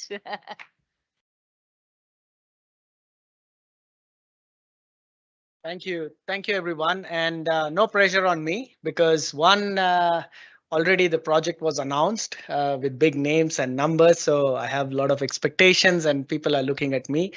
But before we kind of dwell in, I think it's very important to just thank the chair and the CEO for mentioning this project and also how valuable this project really is, right? And before I kind of bring Tia in, I would like to kind of just give a brief overview of why we are doing this and what is the benefit. Um, just a round of hands. How many people access AI on a daily basis? ChatGPT, Gemini. Okay, it's everyone, right? So, and this is where we started to kind of we are getting so excited about AI because today it's almost every part of our job and every place where we go, we kind of rely on AI, right? And when we started to look at this last year, we kind of then also got a bit scared. And the big part of that scariness is if you know that none of the GPT models today which you use is actually running in South Africa, none. So every time you chat and you put something in ChatGPT, in Gemini, in Claude, or any of the platforms, it's actually going out of South Africa into a data center somewhere, getting processed, and it is coming back. What does that mean? When we talk about sovereign ecosystems, when we talk about protecting South Africa, everything else, the biggest factor of artificial intelligence is not happening in South Africa, right? And that's a scary thought, which kind of then woke us up and said, we have to do something, right? Because today, as you can see with the news, there's a lot of weaponization of tech which is going on, right? And you can see that this is already happening with GPUs, which is graphical processing units on which AI runs today, where if you want to access GPUs, there are certain GPUs which you will never get access because US has not allowed them to be exported out of them. So as we go forward, we will also be in a position where these models will also be weaponized, where they will say, you as a specific country will not have access to the top tier model, but you will only have access to this because we don't want you to give access to the best and the best, right? And this is where we have to really get up and see, because every day we are putting in our personal information, our real thought into a system which is not being hosted here, right? And this is where Mazan's Mind really came about, because what we want to do is we want to actually bring that IP here. We want to have a similar chat GPT like program which is there, not just serving South Africans and able to answer all the questions, but also, as we mentioned, we want to be targeting all the different languages which are there. And as mentioned, you should never be doing autocorrect on that, right? And this is not just the one place where we look at it. If you look at today, we are using it for text, but then you're also seeing that AI is also coming into the creative economy, right? Today you're generating images, videos, but today if you go to any of these platforms and generate, can you please generate a person from Eastern Cape? You will probably get a Nigerian, right? And that is the problem with ChatGPT and some of this, because they do not have the cultural context, right? And that is what, and if you are a media person trying to utilize artificial intelligence here and you are getting such sort of output, you will discard it. But a person who is competing against you for a specific project, sitting, for example, in the US or in the European countries, will be able to get that, and they are taking advantage of it, whereas you have to rely on the olden methods, right? So the idea of Mazan's Mind is not just about, yes, we want to bring AI here, but it is also about training the model with localized data sets, right? So that you will not only be able to utilize that platform, not just for speech, I mean, for text, but for speech, but for vision, but for everything else what you use. And what we want to do, that we want to bring this platform at a cost effective way. So at the current place, I don't want to put numbers out there, but you will see when we really launch, this product will be 1/10 of the price of what you would pay from a subscription point of view to ChatGPT or any of these platforms, but still be able to get the same level of access, which you will be able to do. So, and this is what we want to do, because if you look at in South Africa, access to AI today is almost as important as access to internet, right? So if you are a person sitting, if you're a student in a township area, and if you are not having access to AI, you have already lost everything. So it is not about just having access to data, which was the first thing. We now need to give access to AI. And that is only possible if we are able to bring the sovereign elements, we are able to host it locally, and we are able to control the narrative. If we are not able to do that, then effectively we have written off all of our IP, because today all the different things which the guys are building here, if you are utilizing AI, that IP is no longer staying here, that's going outside somewhere. And it is the governments will use it. If you look at what OpenAI signed with the US government, just please look at the fine print. What are they sharing? So it becomes harder because our governments cannot utilize AI internally, because where is the data going? Because this is confidential information.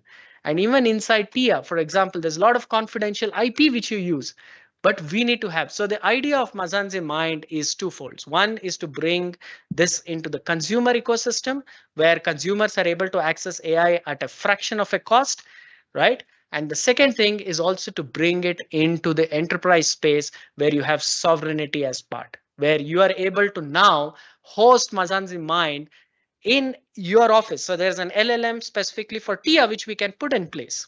And TIA will be one of our first clients when we put in, where every employee of TIA can access it, and your data does not go out. It's actually sitting inside the premise, right? And that's how you protect your IP.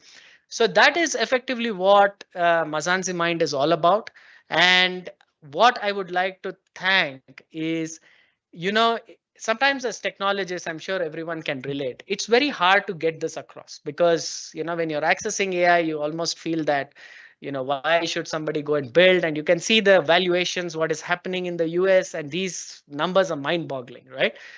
But it does not, right? And that is where TIA stepped in, because when we explained this program to TIA, they were very quick to understand this problem and they stepped in, whereas many of the other guys probably said, hey, you know, you never have a chance of succeeding against the big guys, right? And I really thank TIA for showing the innovations and the speed at which they kind of went and tried to approve this project, because they saw that this is of not just value for, of course, for TIA, but it's also value for South Africa and what it can do for you.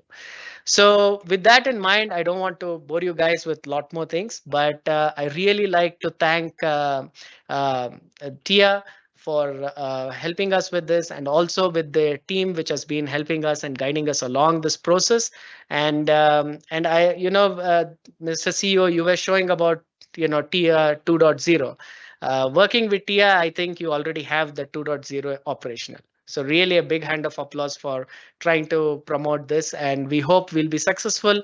And within few months, you probably will be seeing announcements from us, and we'll be launching this for free initially for guys to look at it, access it, and everything else. So please keep us in your prayers, and hopefully we succeed. Thank you.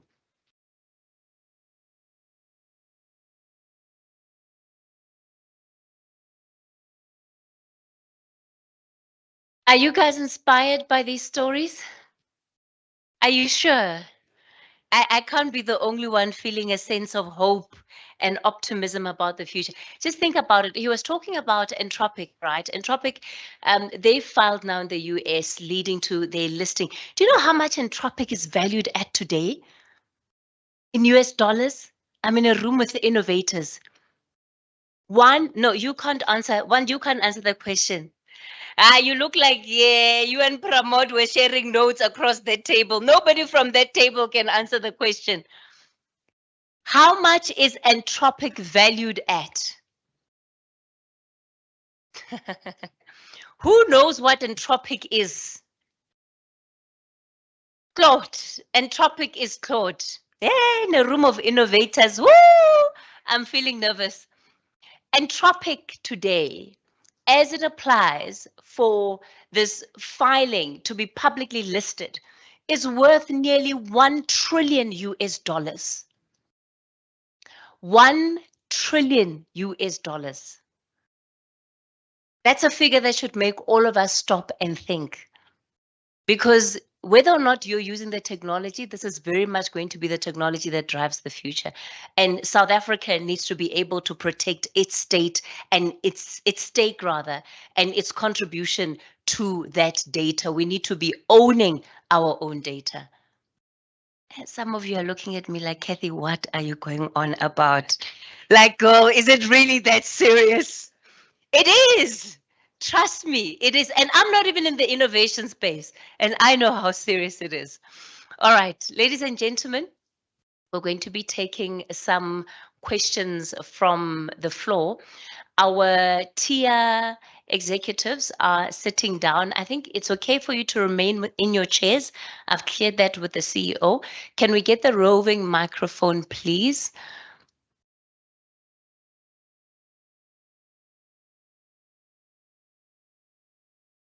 I'll start off with questions. We will preserve the comments because I'm sure there will be a few, but let me start off with the questions. And then after you've asked your questions, the team will just let me know which executive is going to be taking that question. So let me start on the right side of the room, my right, your left. Any questions from this side of the room? Yes, sir, I see your hand. Can we get a microphone to him, please? Any other questions on the side of the room? Okay. There he is. Name, surname, please, and the organization you're representing.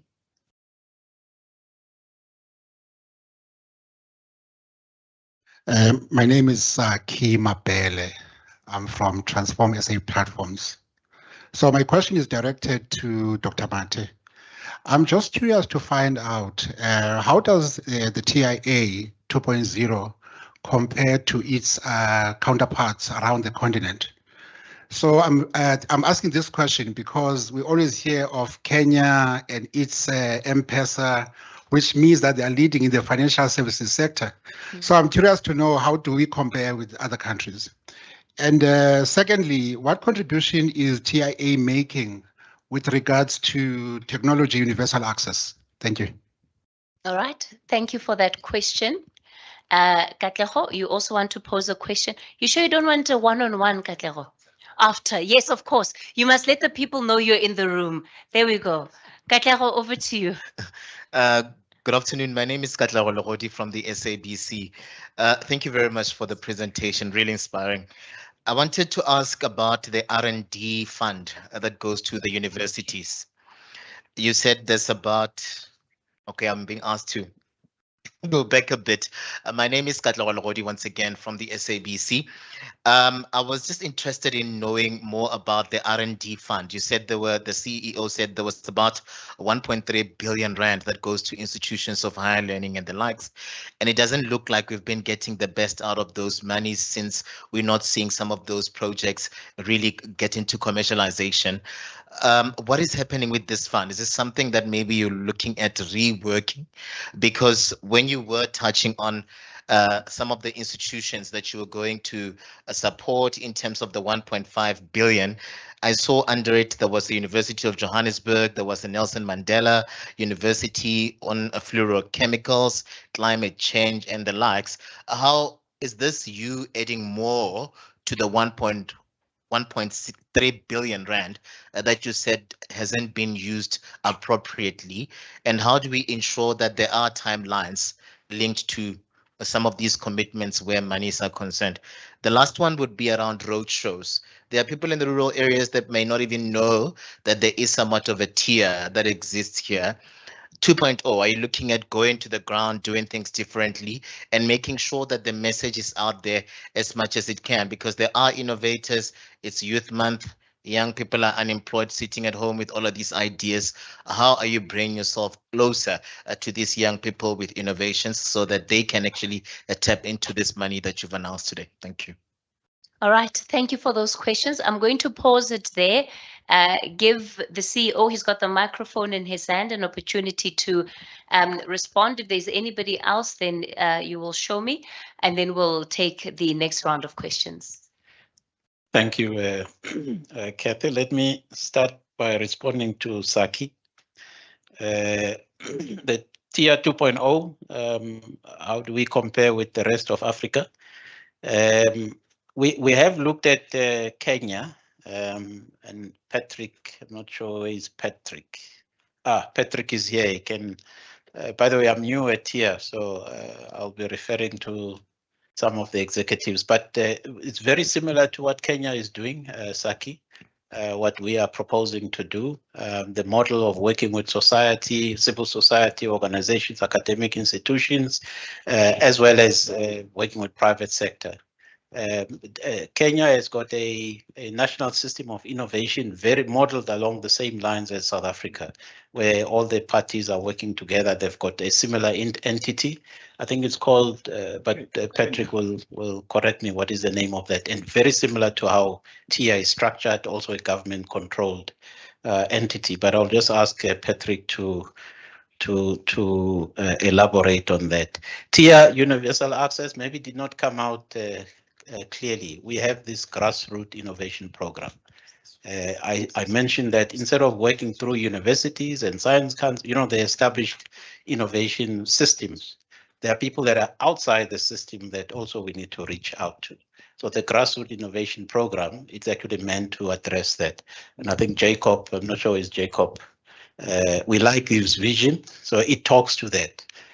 Over and above supporting, the 26 academic institutions in South Africa and the science councils, we want to go to the communities and work with communities in terms of developing. But we do have the grassroots innovation program, and Patrick can also elaborate on that. And Dr. Anita is also here. If during the break you can also engage. And then very briefly before I go to Patrick, Katleko, R&D funding, the 1.3 billion rand, that's the government funding that goes to universities, all 26 universities, of course, different proportions. I spoke about 30 billion rand. That's R&D money that comes from private sector, government, NGOs that gets poured into the system, whether it's universities or science councils. That's mainly to fund, research that's happening at universities, professors, students, etc. But we are not really, as a country, I don't think we're deriving value out of this investment that we're making. So through Tier 2.0, we want to reverse that. Is this money that we're adding into the system an additional funding? Yes. It's over and above what is already being circulated or being funded, provided to the universities and the science councils. We're definitely going to be monitoring how this money is going to be spent. I listened to some of the beneficiaries, and I'm already wanting to talk to the CFO to say, hey, when can we start deriving value out of this so that we can throw it back? So when I had the value of $1 trillion US, it stuck at the back of my mind. So we will be talking to see how we can harvest. Maybe in the next, I don't know, today. Give it time. Give it time. wait for it. So yeah, Mzansi may be worth, I don't know how much it's worth today, but I don't want to get into that. So in 6 months' time, who knows? Yeah. So it's a low-hanging fruit, board chair. It's a low-hanging fruit. Then the road shows, I think we will definitely do the road shows. We're doing it now with the media. We started in March, even before I joined, road shows with the science councils. We've also done road shows through the Innovation Week. So we will continue. Not only doing it in venues like this, we want to go to deep rural areas where we can tell them about Tier 2.0.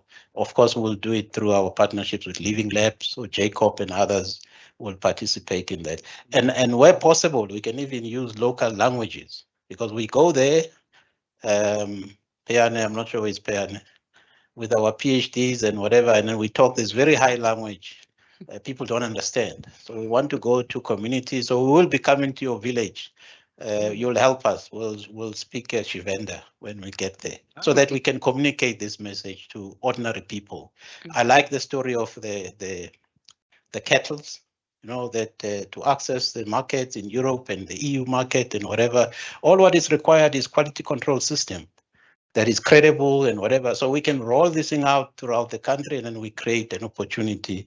By the way, I also grew up in a village, even though I've spent most of my life in urban cities, but I'm just walking across to Patrick. He has a microphone. Thank you. Patrick, very brief. Patrick, can you speak? Please be brief. Patrick. I'll be brief, CEO. No, thanks for giving this. So maybe let me talk about the road shows in addition to what the CEO said. Okay, it's not a bomb, right? Our tier 2.0 strategy basically requires us to have an operating model that grounds us better across the country, including within the poor and rural communities. So we're using a highly decentralized model to execute a lot of our programs. We have 27 implementing partners throughout the country. Vulingondo is one of them. I know Shona Kwip is here. CIEs, Centers for Innovation and Entrepreneurship, and Living Labs. We have technology stations, we have got technology platforms, and all of these are the capability that we've put in place across the country to be able to reach out to the innovators wherever they are. So those days of roadshows in a truck with a loudspeaker telling people who we are past, we are actually putting presence on the ground for innovators across the country to have access to support and information. And I think for me, it's a better way. It's much more sustainable. So I thought I should just say that, CEO, in addition to what you have said, and it really addresses even the question of this universal access, because these things are intended to be centers where young people in rural, in townships and everywhere else can access centers for support.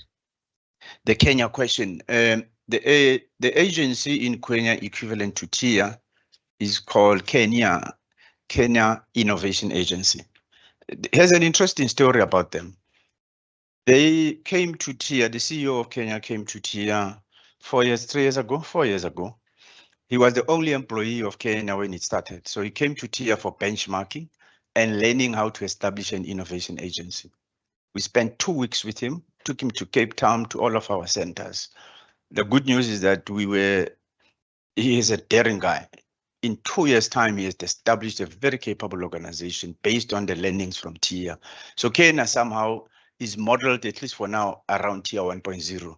It still has to come to TIA 2.0. We are much more ahead. Now, in the continent, we are the leading innovation agency.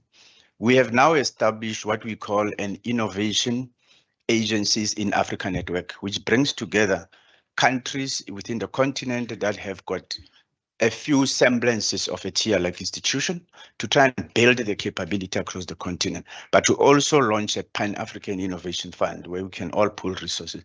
But it's a knowledge network where they really, really depend on TIA to be able to develop agencies like we have. Of course, we've moved ahead quite a bit. The R&D question, quickly on that one. The 1.3 billion CEO that you spoke about, from our side in the money from CAPA, we've deployed about 137 million to 22 technology transfer offices. But the problem with commercializing publicly funded R&D is a long-standing program, not only for South Africa, but across the world. Everybody struggles with that. And in our country, it's not a unique challenge. The reality of the matter is that over time, the ecosystem has developed, but R&D in this country has largely been not industry-led kind of. So researchers have just been doing research and nothing goes to market simply because they're developing things that nobody wants. What we've done is to try and create programs that can promote better connection between industry and research, so that research at least is directed towards industry needs, competitiveness, and so on. These strategic innovation programs like critical mineral strategy, fluorochemicals, all of those are intended to be based on a quadruple helix model that brings researchers to work with industry. In that way, we are then able to say, These are the kind of things that we should be supporting in terms of tech dev, but they are geared towards solving certain problems. So there's a better linkage between research and industry needs, research and other societal needs. So I think for the longest of time, it's just been research without any sense of where the market is and whether the opportunities. Thanks.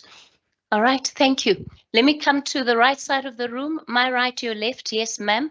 I see one hand up. Are there any other questions on this side of the room?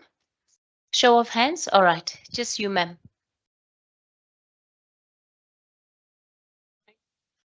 Olivia Sambo. I just have a question. With one of the challenges that was mentioned was the silos where there's, in terms of government and private sector and TIA, there's a big disconnect. How are they going to address this challenge? All right, thank you.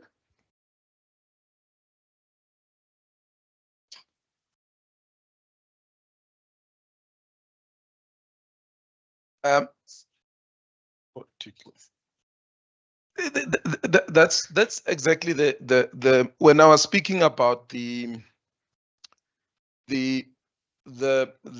gap between policy intent and practice. It's really something that has plagued South Africa. But maybe let me make an example that is easy for everyone to understand. We come from apartheid in after 1994. There were Group Areas Act, which says black people, you stay this side and there's industry in between, you use taxis to get to opportunity, work is far, and that was a structure that was built to maintain the system of apartheid, and it worked. What we didn't do in 1994 was to look at the system and dismantle it. We simply built on top of a system and expected different results. 32 years down the line, we are sitting, the system of apartheid continues to perpetuate. And that's where systems thinking comes in and systems theory comes in, into saying we need to build a system that works. A national innovation system is a system. And a system will continue to create a particular pattern of behavior depending on the interactions and synergies within the different parts in the system. So at TIA, we will build, or we're building, a systems theory capability to enable us to be able to look at the national system of innovation and say, how do we build a system that works? Hence, you will find in there, we've got thought leadership, we've got a curator of the national system of innovation, a curator of innovation, and policy advocacy. Because built into this, you have a government procurement, which is not supporting innovation. A tender system that's going to look for it, just to make an example, a tender system that is going to purely look on price. China is going to beat you because of global supply chains that have been built over years. So in order for us to build this innovation ecosystem, we need to look at all the different aspects that will build synergies within the system. So TIA as a curator of the national system of innovation and as a curator of innovation will look into those aspects to make sure that we really deal with this at system level. On top of everything that we are doing in terms of funding, the thought leadership aspect is to really build the system's capability of being able to really address this. And I think if we can do it well, it will probably be something that can be modeled in other sectors as well to ensure that we build systems that actually do work. All right, we have, there's just been a round of questions going up. Can I get the two microphones, please, back into circulation? Yes, we'll just go to, let's focus on that table. Let's start with the lady, and then we'll move to the two gentlemen. If I can get another microphone here at this table, please. Yeah, let's just raise the volume of that mic, please. Thank you. Hi, everybody. My name is Matepelo. I am the founder of Fusion Cosmetics. We have a a gap within a gap in the skills. And I see we are focusing on innovation, higher education, and so on and so forth. But we are neglecting the primary schooling system and the secondary schooling system. Kids are learning things that when you look 10, 5 years later, they have no use whatsoever into what we are trying to push as a country in terms of growth skills. We spoke about a vast of natural resources, but no one is talking to the secondary schools on technical skills. We want to be more academic, writing researchers, but our hands are just sitting and idling, especially for the primary and the secondary schooling. And by the time we get to tertiary, then we have a reverse mindset to say, oh, by the way, there is this thing. So I think if we want to push the 201, let us not neglect the primary and the secondary schooling system. All right, if we can pass, yeah. Thank you very much, Kathy. My name is Patisani Moyo. I'm with Tech Cabal. Just got a question for Dr. Mate. You spoke quite a lot about the 30 billion that is going down the drain. If you and me meet in 3 years' time, Doc, what would be the one measurable outcome that would say the 2.0 has been a success?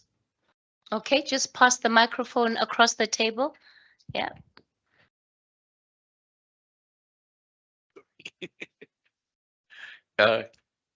Good afternoon. No, it's still morning.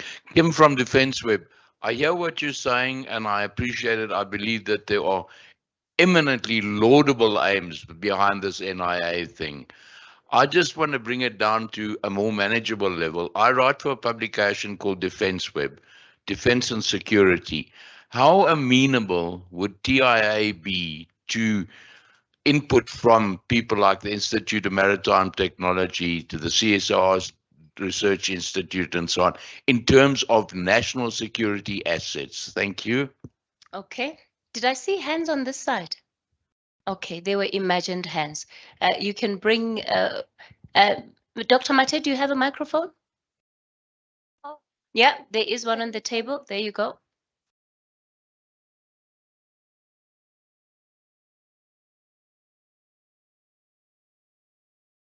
So I must use this one that is AI enabled. Yeah, so I'll respond to some of the questions and the board chair will, especially the one around the defense and security. I think the board chair can respond to that. So Matapelo, excellent input. I think traditionally we've been focusing on higher education institutions, universities, and lately TVET colleges. I think your input of maybe reaching out to primary school as well as secondary school, I think it's a brilliant idea. We will definitely be looking into that going forward. We have a working relationship with DHET in terms of supporting universities, but we can adopt the same model for basic education as well. So we can reach out to schools, but it's excellent input, and it's something that we will definitely be looking at, including explaining Tier 2.0 to school kids.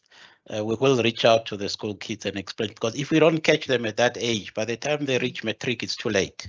So I think going, down to perhaps even grade 8 and whatever, that's where we can catch them so that they get excited about the innovation. So excellent input during the break. If you also want to be part of that exercise, we're more than welcome.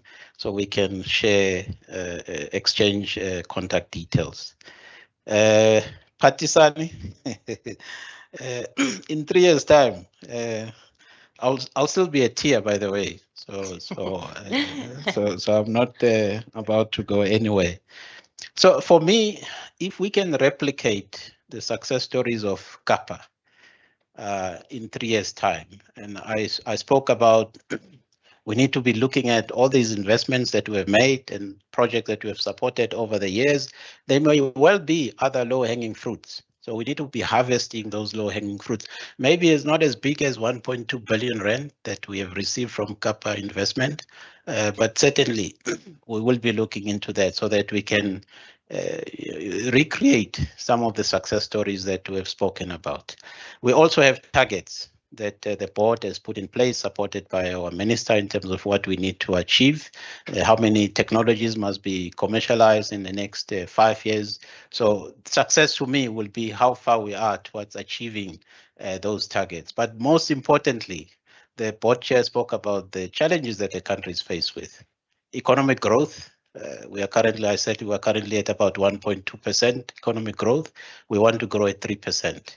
In 3 years' time, if we can quantify the contribution of Tier 2.0 towards assisting the country to grow, the new industries that will have been created, at least, initiated in 3 years' time, that to me will be a big success story for Tier 2.0. Then, of course, there are other challenges, poverty issues. If we can, in 3 years' time, start quantifying the impact that we're making in deep rural areas, provinces that are, underserved, rural-based communities, Mpumalanga, KZN, Limpopo. You can, mention them. For me, that will be a big success, not only as an organization, also as a country. To say we are beginning to address the socio-economic impact. Chair, maybe you can deal with the question of the marital technology and security matters. No, it's actually a big thing, and I think it came out a couple of times from a number of speakers, including Pramod. When we talk about sovereign tech development, it becomes even more important for national security, especially in the defense. You've seen when there was an issue between the US and China, they barred China from getting access to a proper type of semiconductors, which limits their ability to do certain defense technologies. Similarly, with Russia and Ukraine, they were able to stop Ukraine from getting access to technology, which was meant to do exactly the same. So South Africa does need to create its own ability to for sovereign tech development, and the CEO spoke a lot about independence, and we know now most of these technologies actually become dual use. If you look at the drone technologies now, which are really the main driver of modern wars, it's really built around being able to create your own technologies. And Ukraine has shown that quite a lot, that they were able, because they've built their own technology capability or sovereign technology capability, they were able to really stand up to a much bigger army. Similarly to Iran, they've done quite amazing from what some of us would have thought they would be able to do. So we are engaging with the defense industry. I think the CEO was not there yet. I have engaged with them and the different things. So it's something we Tier ought to be focusing on, especially because we're focusing on sovereign tech development. So we would be very, through the office of the CEO, obviously, those are things we would really welcome. All right, thank you so much. Ladies and gentlemen, we're nearing the end of our program for today. I hope that it's been insightful. To help then come and close things up and I guess put a nice bow around it, please help me welcome the Executive for Corporate Services, Valentine Malevu. Let's give her a round of applause as she comes up.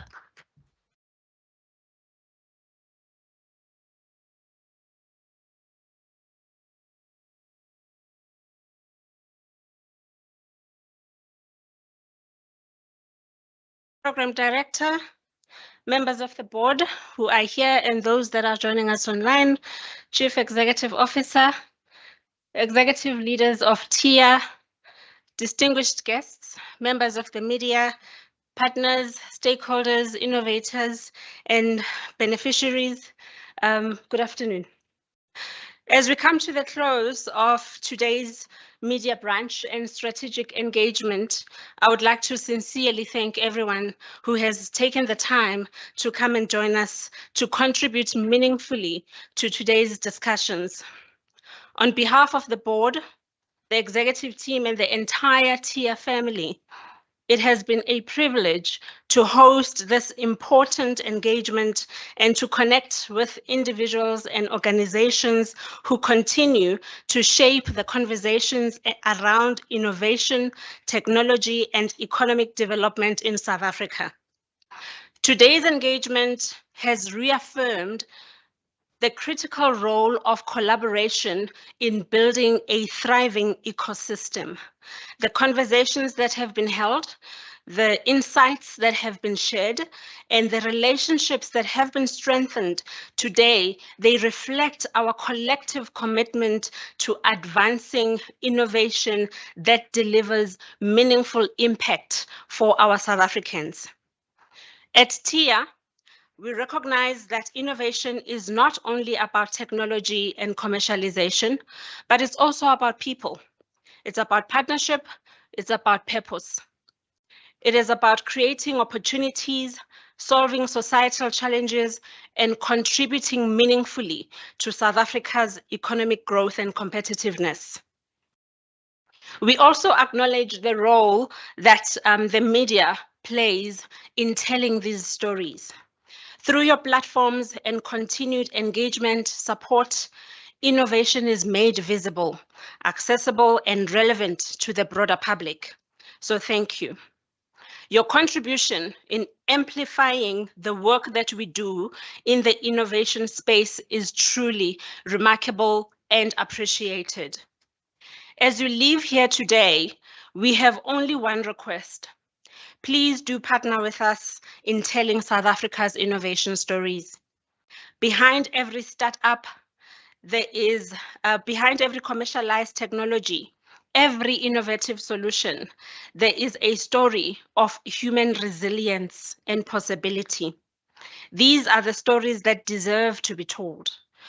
Not because they showcase the success of TIA, not because they inspire confidence, but because they encourage participation in the social economy. We encourage you to engage with us beyond today's event. Please visit our innovators at the back there, speak to the entrepreneurs, help bring these stories to life for all of us South Africans.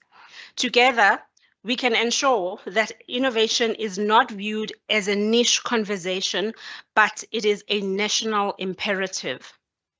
To our board and our executive leaders at TIA, thank you for your continued guidance and commitment in advancing TIA's strategic vision and mandate.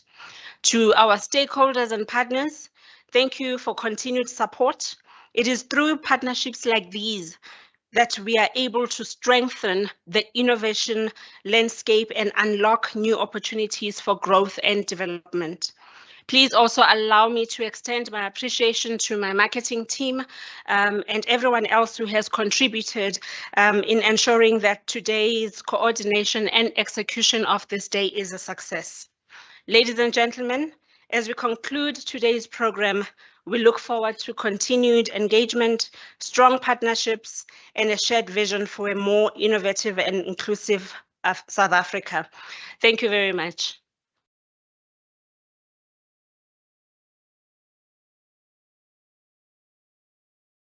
Thank you, Valentine, and a big thank you to the TIA team. Let's give them a round of applause.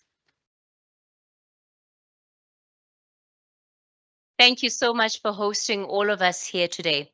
So we've come to the official end of our program. Where is Sipho? Sipho is standing up. Sipho, please stand up. Sipho standing up at the back. She's taking the requests for the one-on-one interviews. So anybody who's got a request for one-on-one interviews, please go and have a chat with Sipho.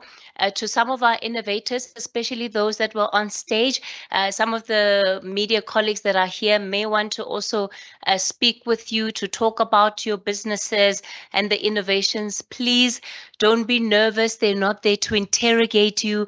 Be nice to them and be friendly to them so that when they need to put you on the front page, you don't have to debate too hard.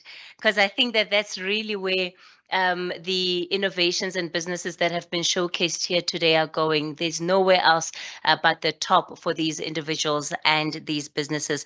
Also, just a last note for the journalists that are in the room before you leave. So before you exit into the elevator, just stop by at the registration desk. I don't know what's waiting for you, so don't judge me if it's just a pamphlet on TIA. Stop. I know I'm setting a high bar by saying please stop at the registration desk. So please stop at the registration desk before you leave. This is specifically just for the journalists that are in the room. Ladies and gentlemen, refreshments are being served outside. Some of the innovators have set up stands at the back of the room. So please do take your time to go through, look at them, and also network, have conversations with somebody that you haven't spoken to. You never know. They might be sitting on the investment that you need for your business. On that note, we'll officially call it a wrap. Thank you. And next time you get the invite, RSVP, say yes, and we'll look forward to hosting you yet again. Thank you so much.